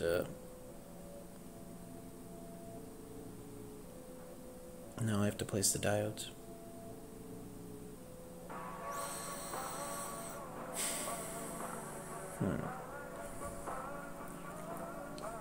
There's really just... There's really just no good way to do this. And that's okay. I'm going to grab this guy. I'm going to see what diode he goes to. Goes to the one down here. So I'm going to grab that guy, bring him up. Next, I'm going to grab this, see what he's connected to. That. Hey, come on. There we go. This one is connected there. And I'm just pressing M once I hover over the component so that I don't have to click the mouse and then move a pixel to the left and then select the wrong component. For the record, this is what it would look like if I selected the wrong component. So I can see which component that is, but I'm going to select the wrong one. Then I bring it over, and it snaps to this one that already had. It snaps to a diode, not to the switch, and that way I know that it's the wrong one. I hit escape to get out of that. So there's this. There we go. Next one. It's me and a keyboard. We get down to just doing the work. So next we see this diode. I'm guessing this is the right way to do this. I don't remember how I did this. I probably just mentally blanked it out. This diode's connected to this diode. So I grabbed this diode, and now I can see if I hover it around, it's connected to this switch right here. So I'm going to go horizontally across, and then I'm going to grab the next switch. Next I'll go to this diode, and it snaps to the nearest component that it's connected to. So it's connected to this teensy because I'm closest to this teensy, but I'm gonna, if I move it further, I can see what diode it's connected to. And maybe I didn't do it this way. It connects to multiple diodes because they share the same network. But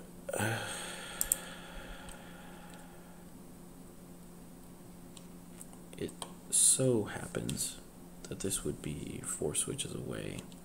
K60 to K49. That should be K56. And then from 56.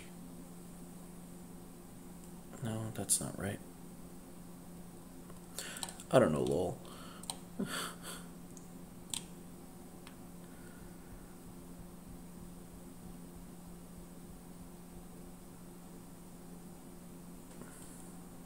if I do this? No, it's a block move. Doesn't work. Oh boy.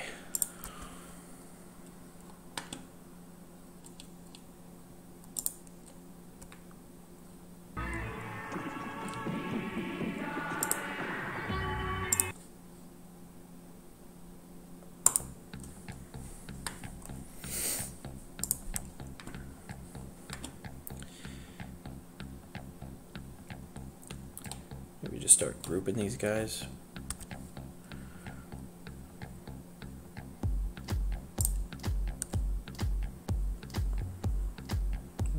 one.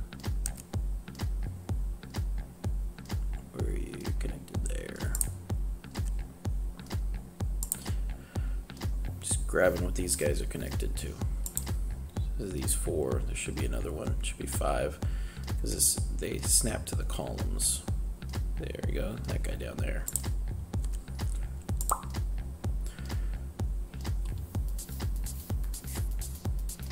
Can't see the numbers here. Lowest to highest. Yeah. 10, 22, 34, 46, 58.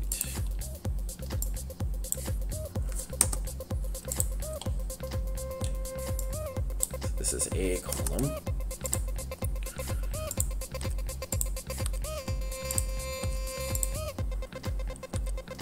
Just got a little bit more room. Oh, help me out.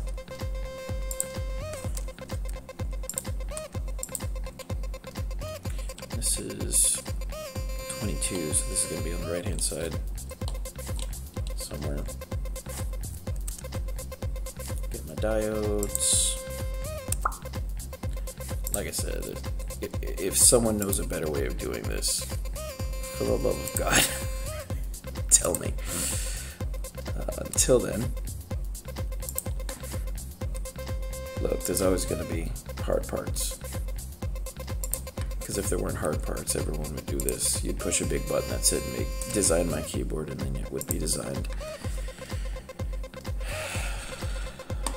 But that does not exist.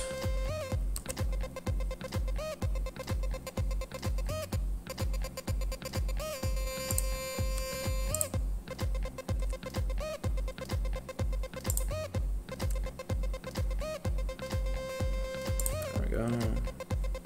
What's the next guy? There you are.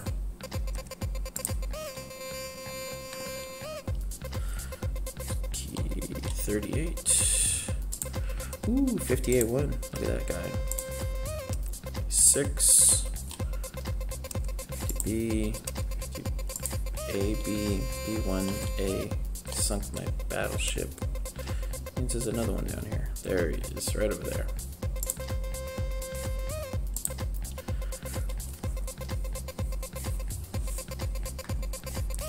2, 3, 4, 5, 6. So this actually has, wait, that guy's not in here. Yeah, not counting you. This one actually has an extra switch because this is the duplicate switch. These two, remember these are the duplicate switches. The reason I'm able to accomplish this type of spacing is because the user grid is defined. Is the user grid defined? How do you do that? Settings.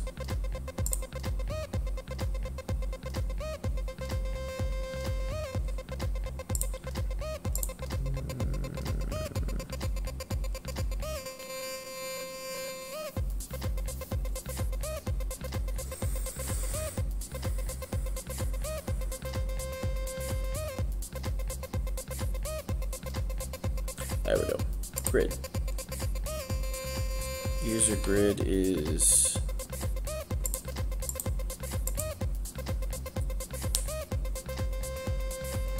I don't have a user grid defined. So the user grid, this is not technically important yet, but will be, here we go.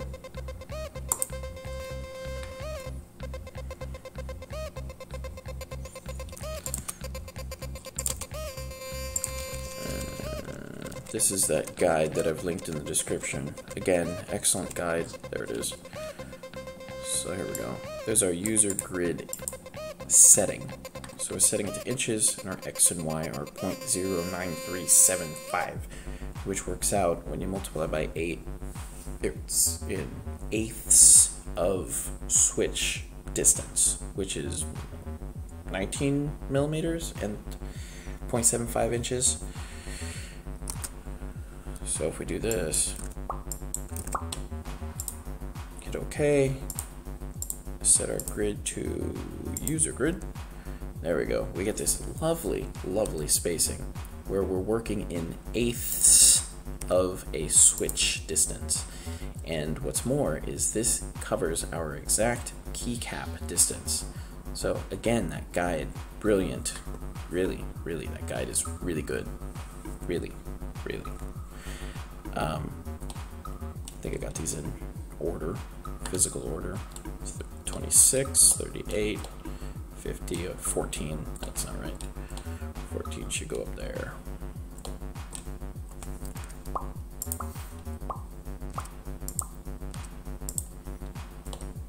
There we go. This mouse wheel is bad.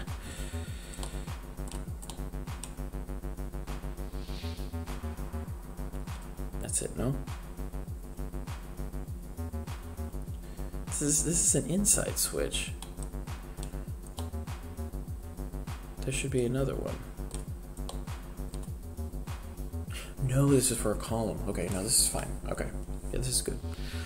So let me grab our diodes, wherever they are, wherever they shall be.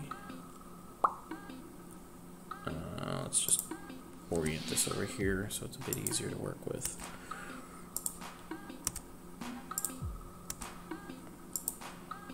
Alpha and Bravo. Brilliant. I see how this connection, these are all connected via column, and then they have connections to diodes going elsewhere, but these two are mirrors of each other. That's why these pins are directly connected. It's actually Alpha and Bravo. There we go. So next, we get to, that ain't right. Oh, there it is, okay. Grab our diodes. So that's that diode all the way over there. You go over here. You go over here.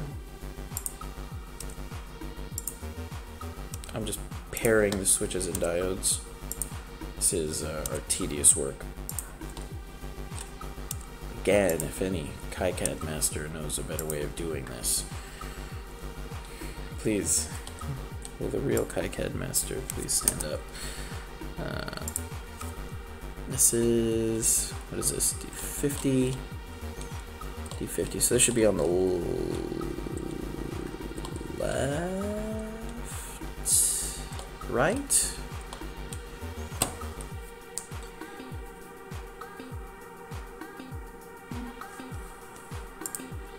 Let me look at my cheat sheet, my old board.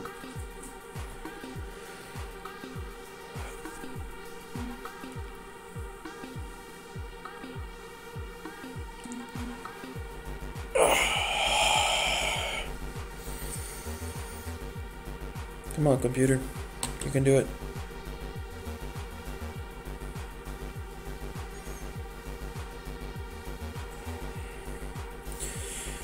Things start getting bogged down like this, and you're like, did I actually click it? Do I need to reopen it? I'll click it again, and then you click it again, and then it takes even longer because you just opened it twice.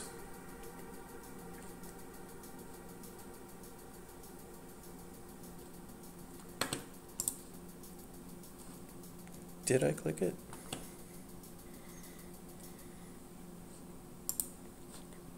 How about this? Save it. Close it.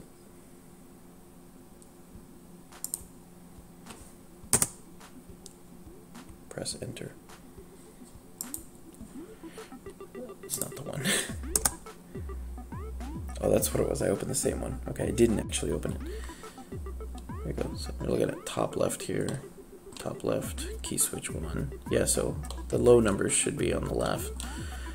Okay. Back to our work.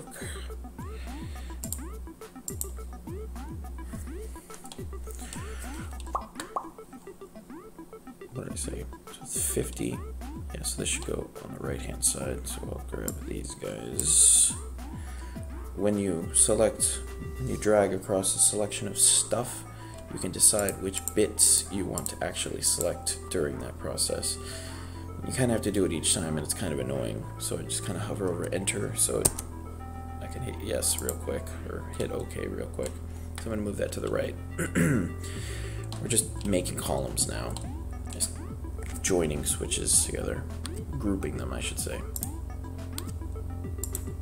Oop. missed that. Which switch are you connected to? There we go. What else? That one.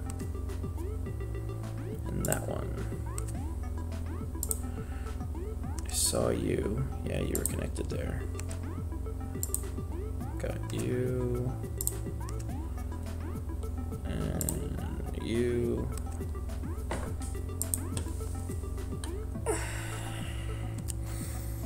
Been doing this for a few hours so far.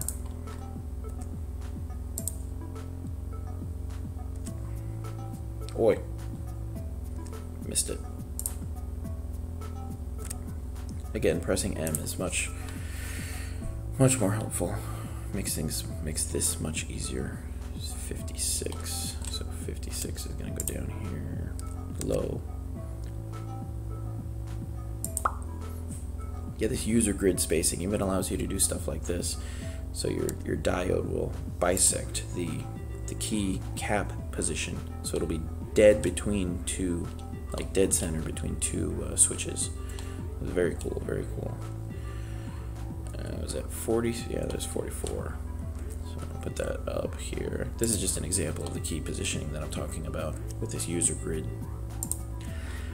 So I have precise spacing. And it snaps, like it snaps to that position. Just goes right there. It makes the tongue noise. And there's our spacing between our key cap, and then here's our diode centered right between the two switches. So that's cool, super cool. Saves you time, saves you so much time and spacing. Ugh, what a mess. There we go. I'm actually not even going to be able to put those diodes there. I'm going to have to put them vertically because I do my layout so that they are vertically adjustable. You can't do that. Is that key 8? Yeah, key 8. Okay, that's good.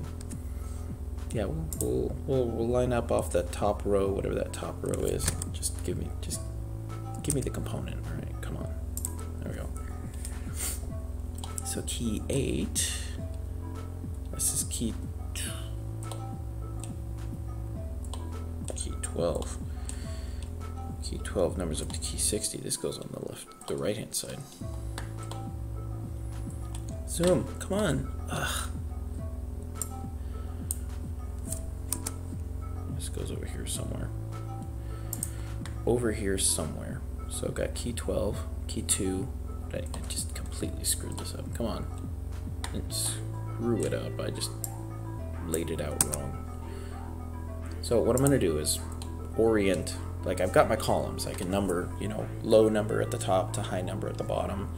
Low number 10, low number 22, 34, like that. And then I'll just number off of top left should be low number. So this is row 2 because this is K2. And then that's K10. So that's going to go like way over here. And when you're dragging stuff and you hit the border of the screen, it automatically scrolls right for you. So don't get confused when that happens. K8. Gonna go generally in this area. There's 10. This is 12. 12? Oh yeah. So component numbering starts at 1, not 0, because why be consistent? Kicad. Oh, Kicad. You're so free. So very free. Just tired of this sticking to the teensy. Let me just go far away, teensy. No. Come on. Show me the switch. There we go. You, and that's it. Wait, that's only 4. To which switch are you? There it is. Okay. This is key 28. That has a low number. This has a high number. 52, 40, 28, 16, 4. There's a good column. And this diode. We're just going kind of generally where they need to be, just so they're paired together. Don't have to be precise with the placement just yet, because we're just trying to get gross movement, large generalizations of where things need to be. So the rat's nest is actually showing, sorry, all of these white lines, pure as the driven snow, are connecting or showing which components need to be connected. So you get some approximation of what's connected to what. So you can see this high switch is connected to this high switch is connected to this high switch, and so on, because they're on the same row. So you can at least get some visual idea that what you're doing is right. And if I were to do something like this on accident,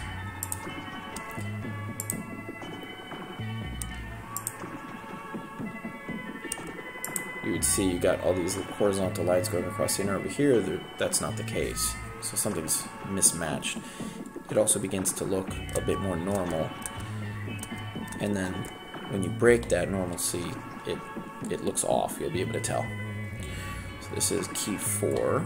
So that's going to go on the left-hand side. Over here-ish is key 2, so that's okay. Pick up a switch randomly, another switch randomly, so it's connected there, over there, bugger, come on, where's the other switch? There he is. K9, 33, 45, 21, 56, 54. What are you doing here? Oh, you're down here. Get away, get away. Okay, 9, 21, 33, 45, 50 some odd. There we go.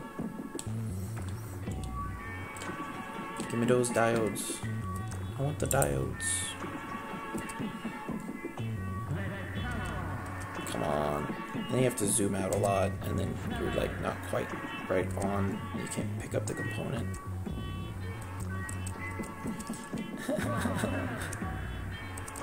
Okay, something's wrong. What is this?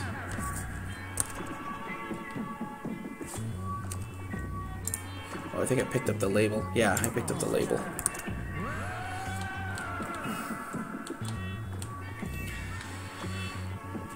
Maybe I'll do the diodes later. This seems ridiculous. Okay, K9. Wait, K9 would go... I think I had K10 over here. K8.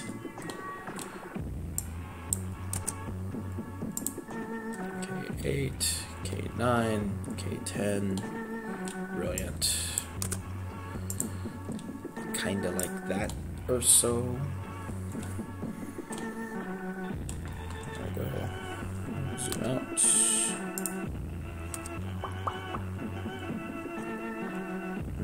Nope. These don't connect. Dang. That would have been useful if it did. There's the other switch. There's the other switch. There's the other switch. Yeah, there we go. 27, 39, 51, 15, K3, and I believe we had, 2 and 4, so this will go over here.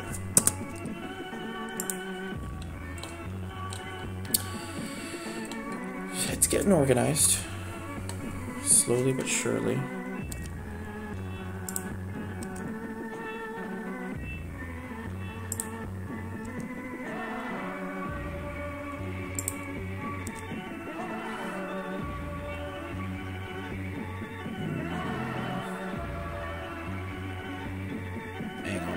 What's going on?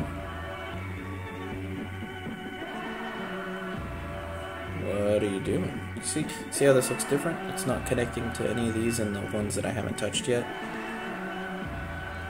And this is only 4. I need 5. So where's the 5th one?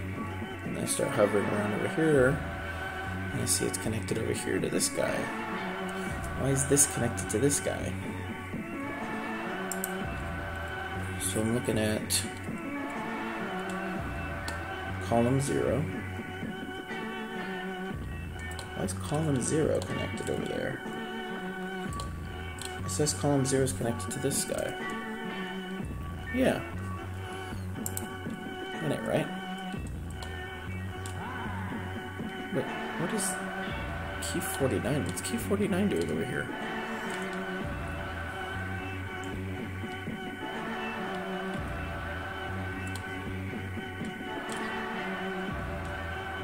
No, that's 50. Sorry, I guess I grabbed it on accident.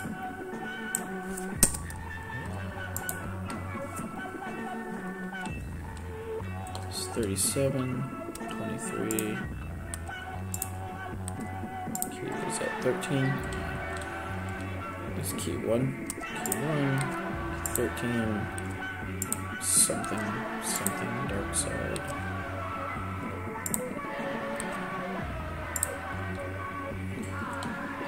23. Yeah, I guess I grabbed that switch by accident and brought it over there. It's 13, 37, 25 we want. There we go. And then 49. And since I've already grabbed the diode for that one somewhat on accident, this is key switch 1. So that's going to be our far left.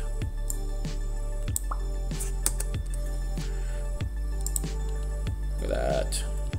It's taking a shape not entirely unlike a keyboard. It's our bonus key. This is fine, this is fine. Almost sorted. 1, 2, 3, 4, 5, 6, 7, 8. So 4 more columns in here somewhere in this mess. It is literally called a rat's nest. Display local rat's nest. That's an option that you click or unclick.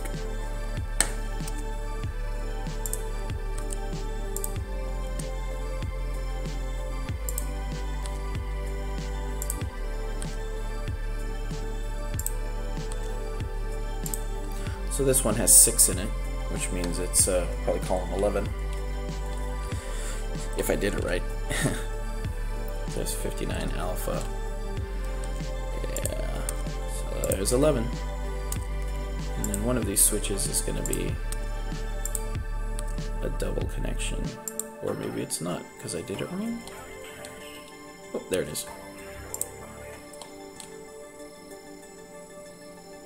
Yeah. So there's 59 alpha, 59 bravo. And then 35, 24, 47, 47, low, 35. Again, I'm just putting these in numerical order.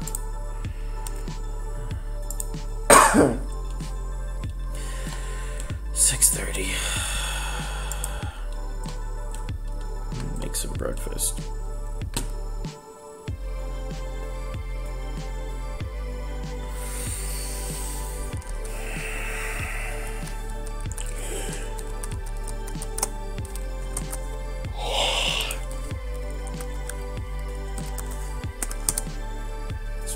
Update the stream name to more appropriately represent what you all are watching.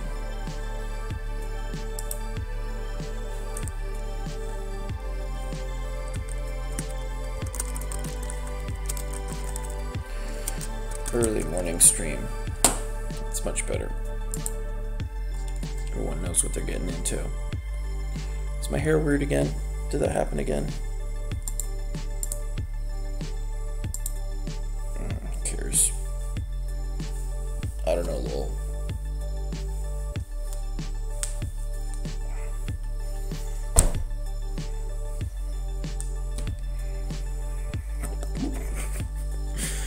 Whatever.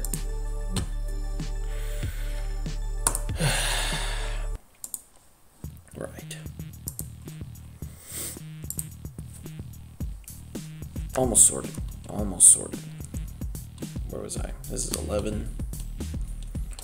It's gonna go way over there. Well, that's actually the last. It shouldn't be the last one. Because it has 6. That's ring finger. Okay, yeah. It's not the last one. Yeah, there's 12. Because numbering starts at... Like I said, numbering starts at 1 for labels because of reasons. Because consistency is overrated. And we're making progress. We're clearing out this pile, this mess. Oh boy. There we go. There we go. Key switch 6. 54 is going to go down. 20. That's 40. Yeah, like that. Down here. This probably goes here. I can't read the label, but yeah. And we'll just do the diodes all at once. It's 6. And this is 4. Little space for column 5. Come on, computer. Oops. What switch? You and you and you.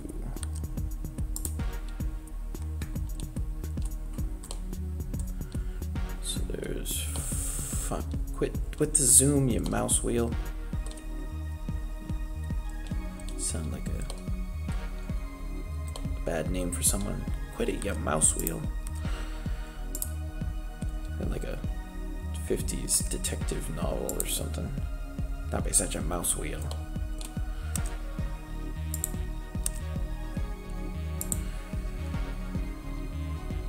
I'm pleased with that.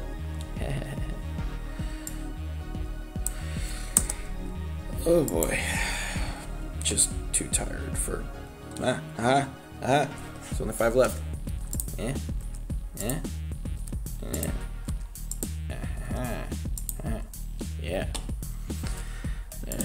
7. 19. It should be a 20 or something.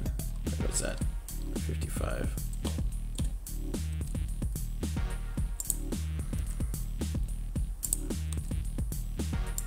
Oh my word.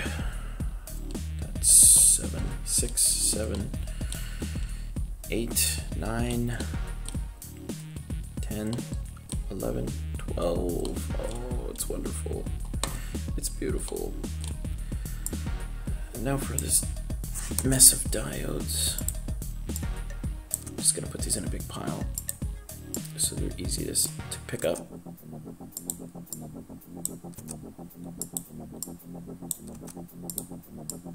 Stack all on top of it. Oh no, that's a bad idea.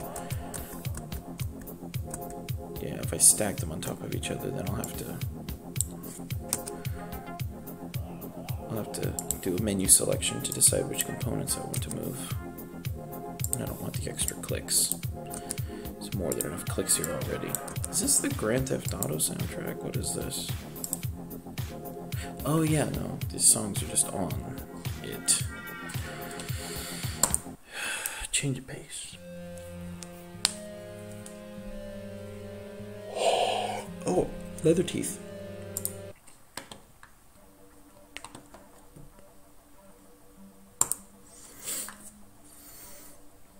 Alright, so now that the diodes are, well, let's kind of get these closer together.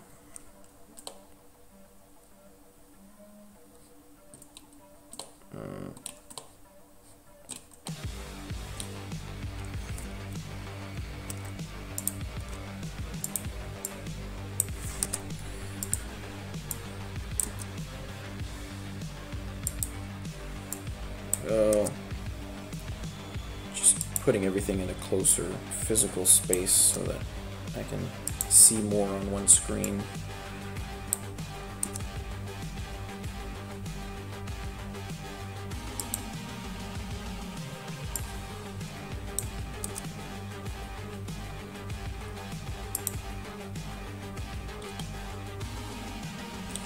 Pretty good, pretty good. Parallel these diodes, move them kind of to the middle.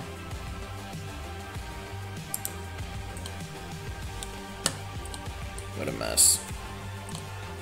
So I started just moving the switches and not joining them with not joining them with diodes. Because placing the diodes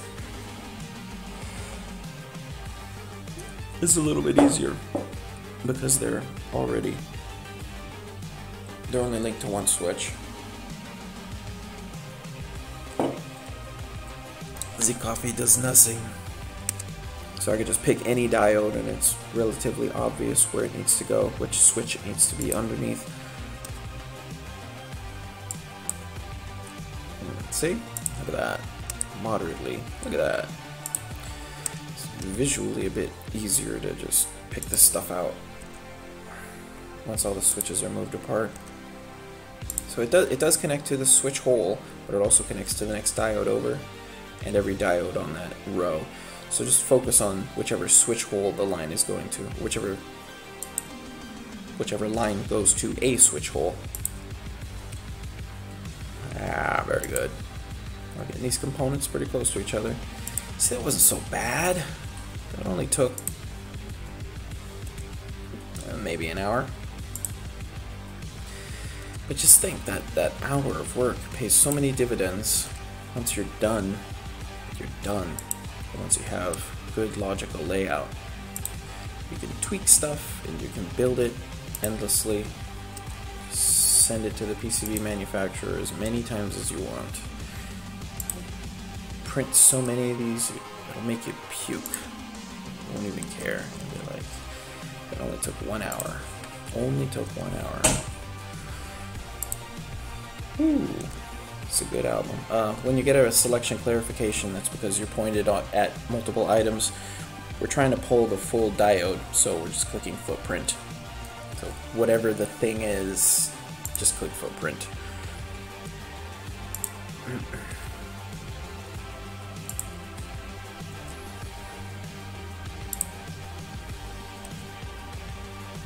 Yeah, starting from scratch was not my preferred way of doing this, but I feel like it was the right way.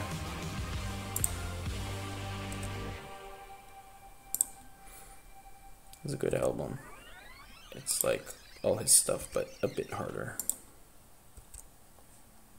I'm sure some of the stuff has already been released. It's like a compilation or selection or something.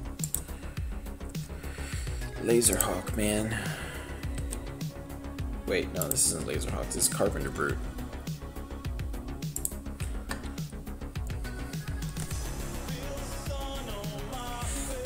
Let me get some vocals in here. I can't think with vocals, man.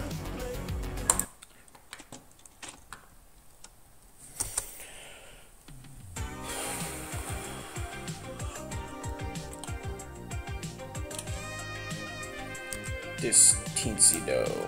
So there's our teensy. And if you hit R, it rotates. Default is 90 degrees. Boop, boop, boop. There we go. See, we've laid things out pretty well, so you can see how the rat's nest kind of spreads out from the teensy. Just barely. Yeah, there we go. So we see how this wire just cuts right across all of this? That's weird. What is this? Did I screw something up?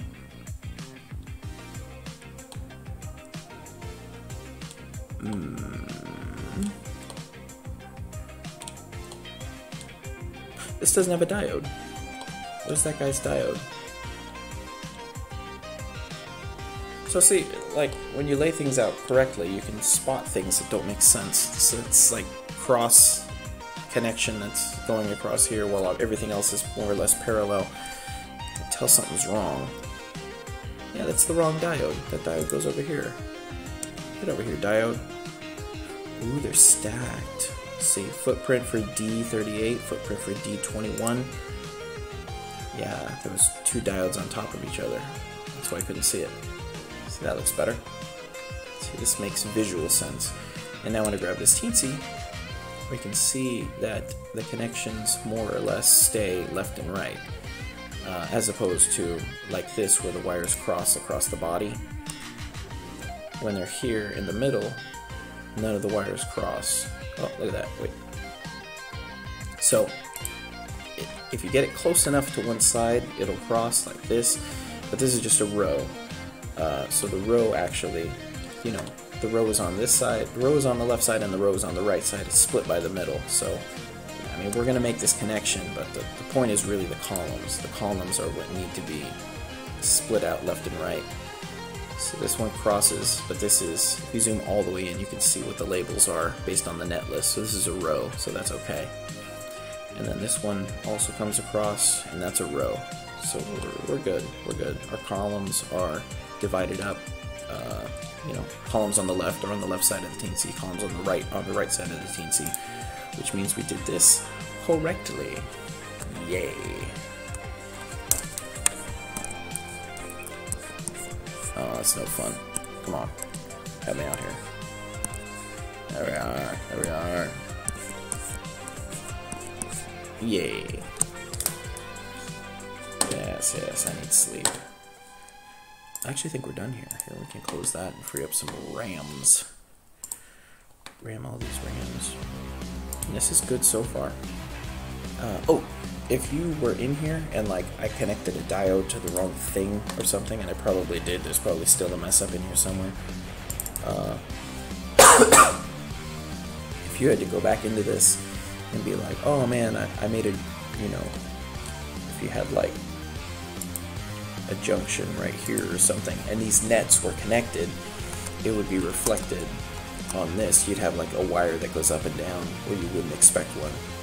And then if you do that, you could come back in here, you know, fix your mistake, and then you would just click generate net list. You'd generate the new net list.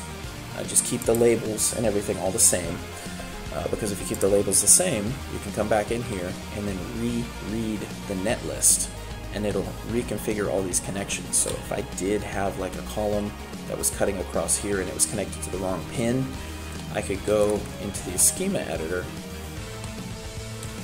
and be like, oh, I meant delta 1, not delta 0, and then swap these, generate a new net list, or generate over the previous net list.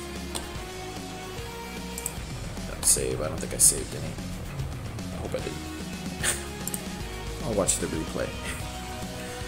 And then come back into here and then reread the net list, and it'll just redo all the wires, and it's pretty cool.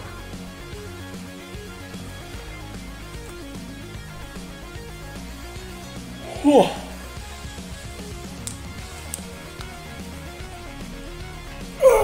6:45.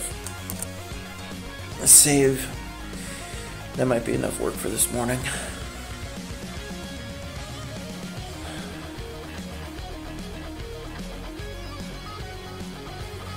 I got 15 minutes. I can order this stuff a little bit.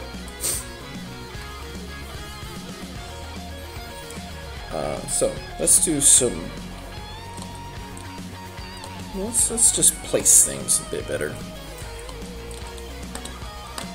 This is where a higher resolution monitor works. I'm on the travel setup, so I'm sitting at the kitchen table here.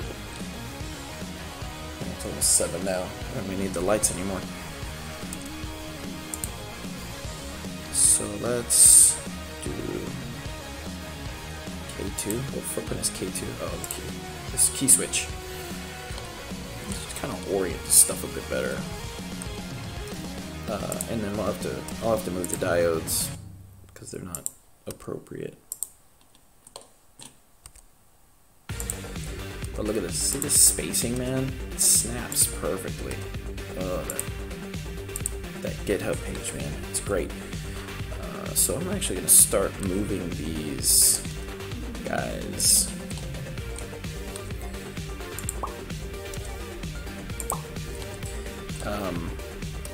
To align them, so we can see that like from here, this diode wants to connect here, and like the right side of the footprint wants to connect to the right side of the key switch, which is good. That's what we want. we want short connections, short paths. But if I hit R, it'll rotate this item. So watch this. R goes vertical, right? So now we can see that the connection point feeds is very close to each other. I don't know. See, I hit it too much, and now it's rotated so it's opposite. And you don't want that, because that just means more traces. So this is the correct orientation, and you probably want it.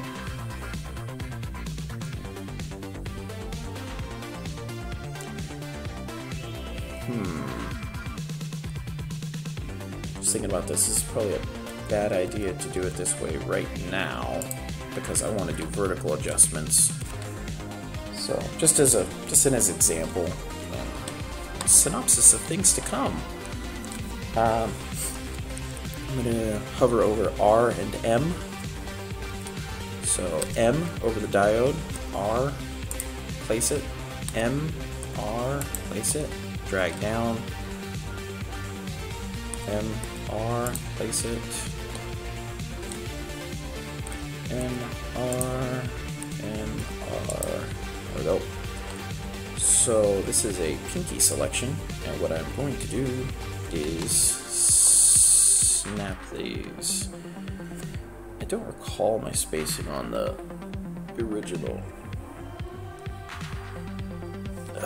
because the pinky was too low, as I stated like 3 hours ago. Gosh. So this is good. This row is going to be higher. The column is going to be higher. R over M up, M R. Yeah, that looks right. So you're staying oriented. This diode is connected to the switch that's next to it, and we're putting them on the inside of the board. So this is the left side of the board, so we're putting these on the right side, so that the next row, next column kind of shrouds them. 11 minutes. M, M, R, M, M, R. So this is the bonus switch. It's gonna go, it'll be like floating down here somewhere, so we're not gonna worry too much about that guy right now. He's gonna be the extra thumb switch. I think this is right. He's like 2/8. 2/8. It's a quarter. So this is about in line with this green line, whatever this is. Let's just do a quick visual. On the old work, that's the same work.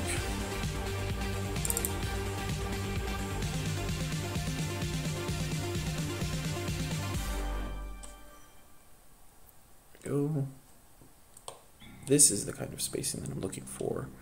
So we can see that this white line is about in line with that green line, which is exactly what I wanted. White line, green line. Okay, cool.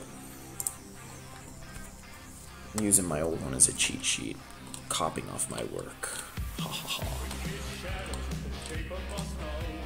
So you might be thinking, how does this cover the different switch position possibilities? And don't worry about that for now. There's a very easy way to do that. But now I can... Yeah, that's right. M-R...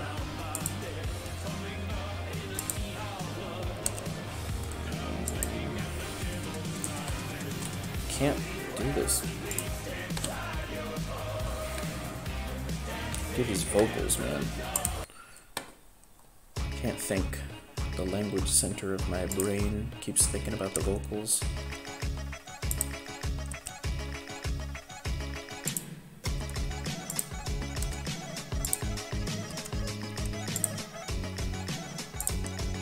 No.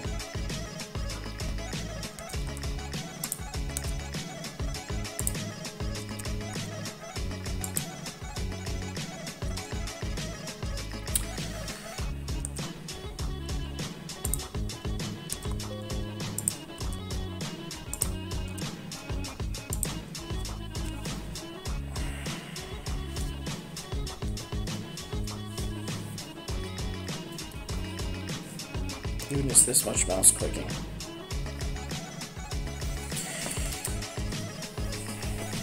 with my apologies. I'm going to see if I can switch to the pen here. See how much this shakes.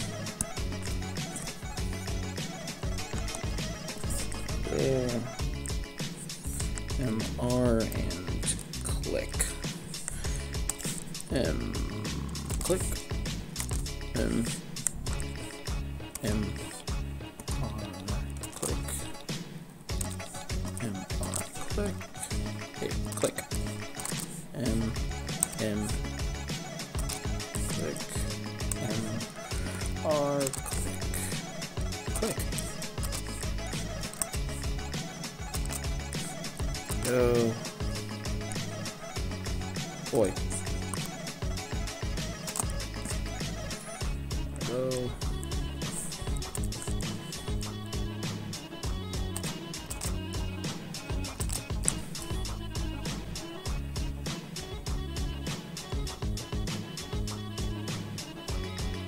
Ah, see, it does look wrong.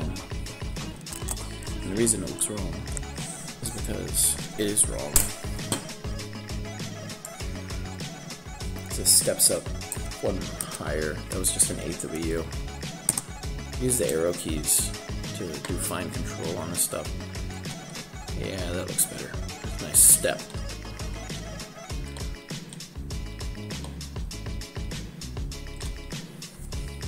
And that's pinky ring middle, and then pointer, so we'll start going back down. Click MR, and just did it again. Go. I clicked, I promise I'm clicking. Why aren't you clicking? I'm clicking. Does it need to click twice? Yeah, it does. It doesn't like the... This is a complicated finger dance. Make a macro that just presses these buttons in succession.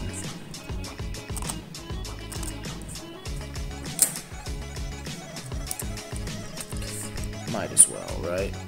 We're already this far. Click, click, come on. Yeah, that's weird. It takes 2 clicks. After you rotate. Or maybe it doesn't. Just Kicading it up. It just does what it feels like, man.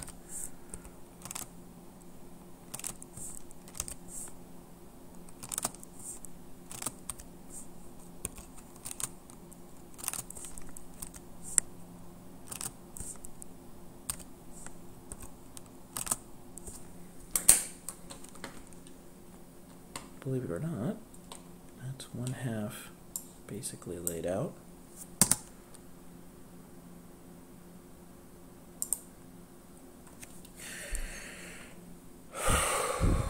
It's a lot of work for one morning, man. Know what I'm gonna say? 5 more minutes. I'm tempted to mess around with these footprints, but let me just show you. So footprint. So this is the footprint for this item, this key switch. Footprint. Otherwise, if I want to work with the pad hole that I also kind of clicked on, pad hole, I could tweak it like that, but I'm interested in the footprint. So edit with footprint editor. So this is the footprint editor as is displayed on this daily. If I was to come in here and do something like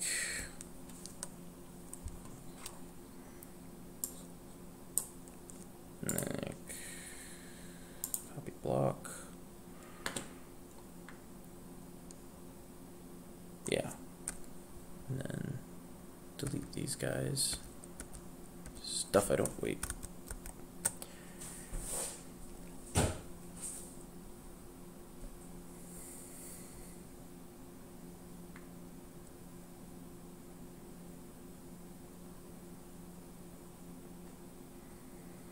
That's like the bottom key position. I still want a visual on that, because this is the switch placement.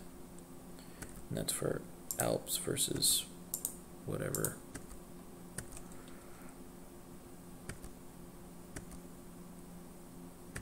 It's kind of weird with the user grid because it's pointing not necessarily at the line, but not where the crosshair is, but where the arrow is. There we go. So this is a bit cleaner. We probably don't need these blue lines either. Although I don't think those print. No, I'm pretty sure they don't. Which means I probably should have left the white line.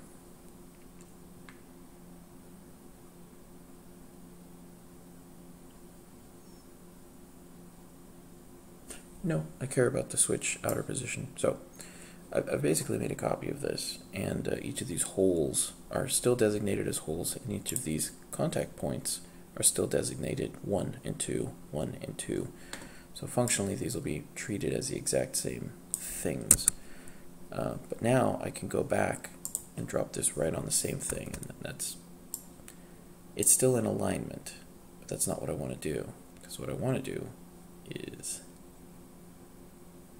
put it slightly out of alignment. Copy block. Take this, put it in alignment, and then pop it up. Right click, copy block. So now what I've made here is 3 designations for the same hole. Now these are a bit close together, like the center hole right here. See how the edges are just barely there? That's not really going to hold a switch very tightly, so we'll probably go 1 extra notch. And use the arrow keys here if we want. Up, up, right click, copy block.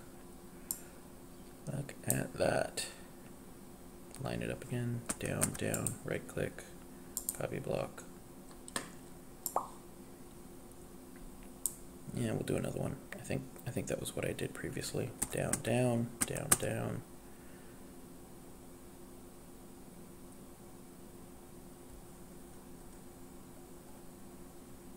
Center, this is to the bottom. Let's go up, up, up, up. There.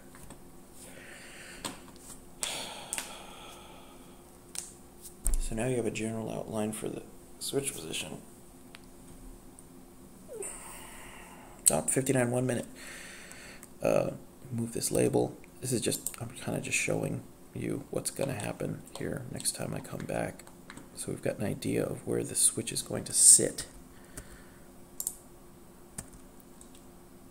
Let me zip these up. Get rid of these.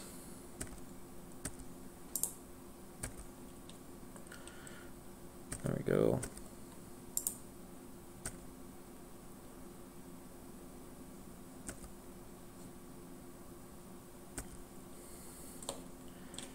There we go. So we've got all the potential positions for the switch, and the only thing we really care about, or the only thing I really care about, is the where the switch goes, and then the outer edges of the switch possibility, the keycap possibility, I should say, because the keycaps have the potential of being in lots of different spots, and I want to make sure I made errors on the last one where the keycaps, the hole that was there supported a switch position that blocked some of the diodes physically, but not on here, so it looked fine. But on the actual board it does. That's 7. So this is kind of what I'm doing. Let me save this real quick. Export as, gosh, where do I put this stuff?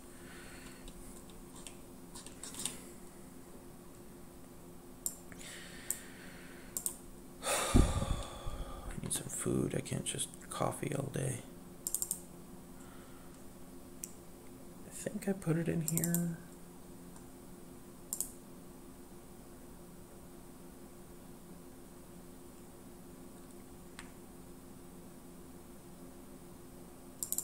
I put it in here. Yeah, I put it in here.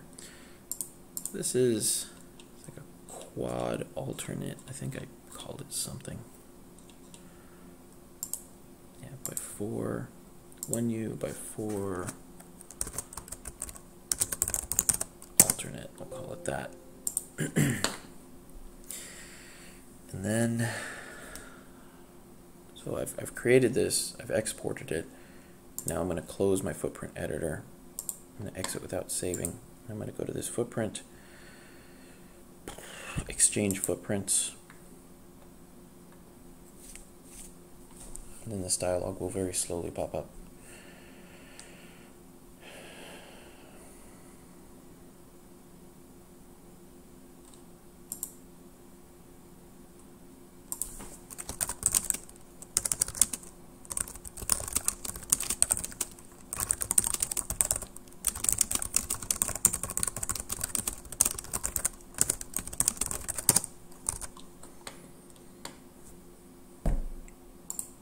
Hello?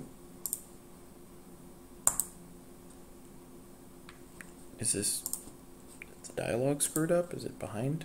What's going on?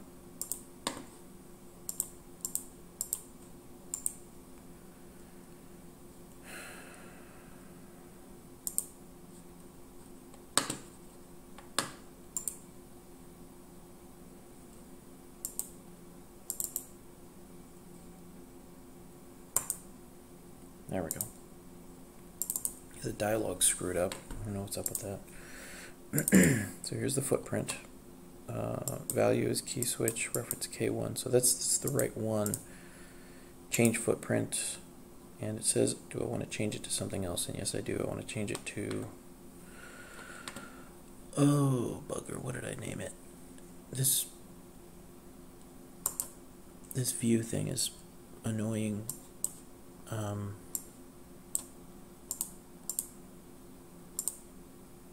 Here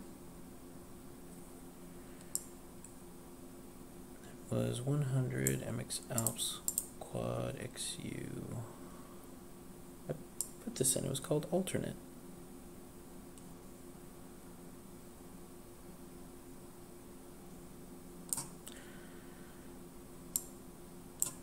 That's not it.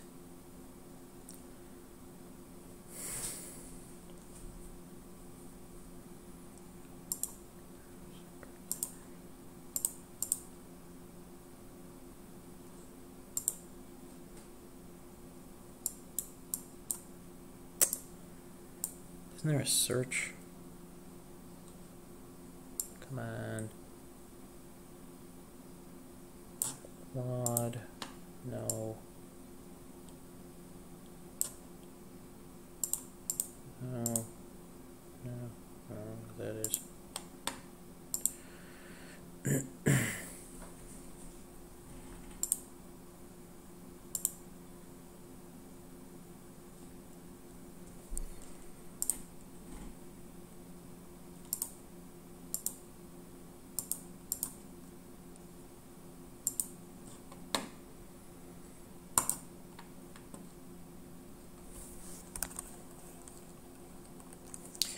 There was a way to import.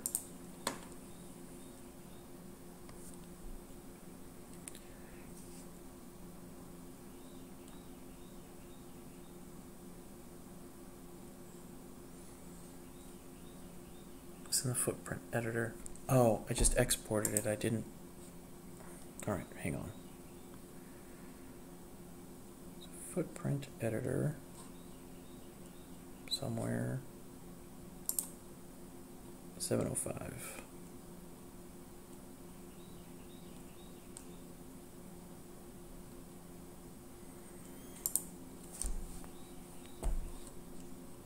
Back to the main Kicad screen. There we go.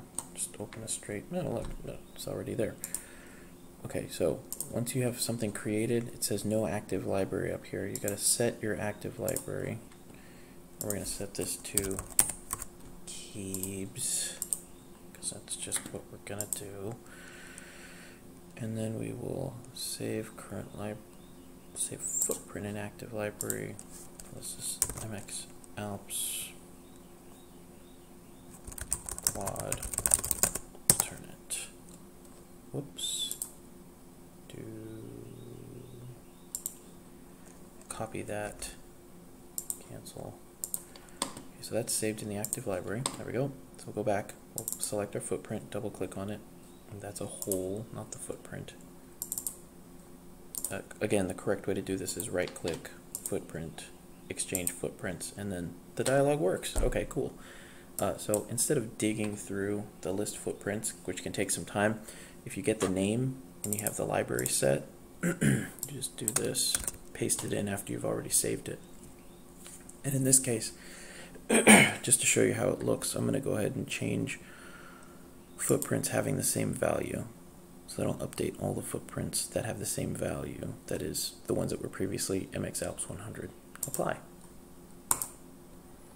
Changes all of them, and look at that. So now we can see if there are any collisions here. So we get the top and bottom possibility for the switch. So if it were mounted down here, this is the box right here that it would fall within. And then if it were mounted up here, then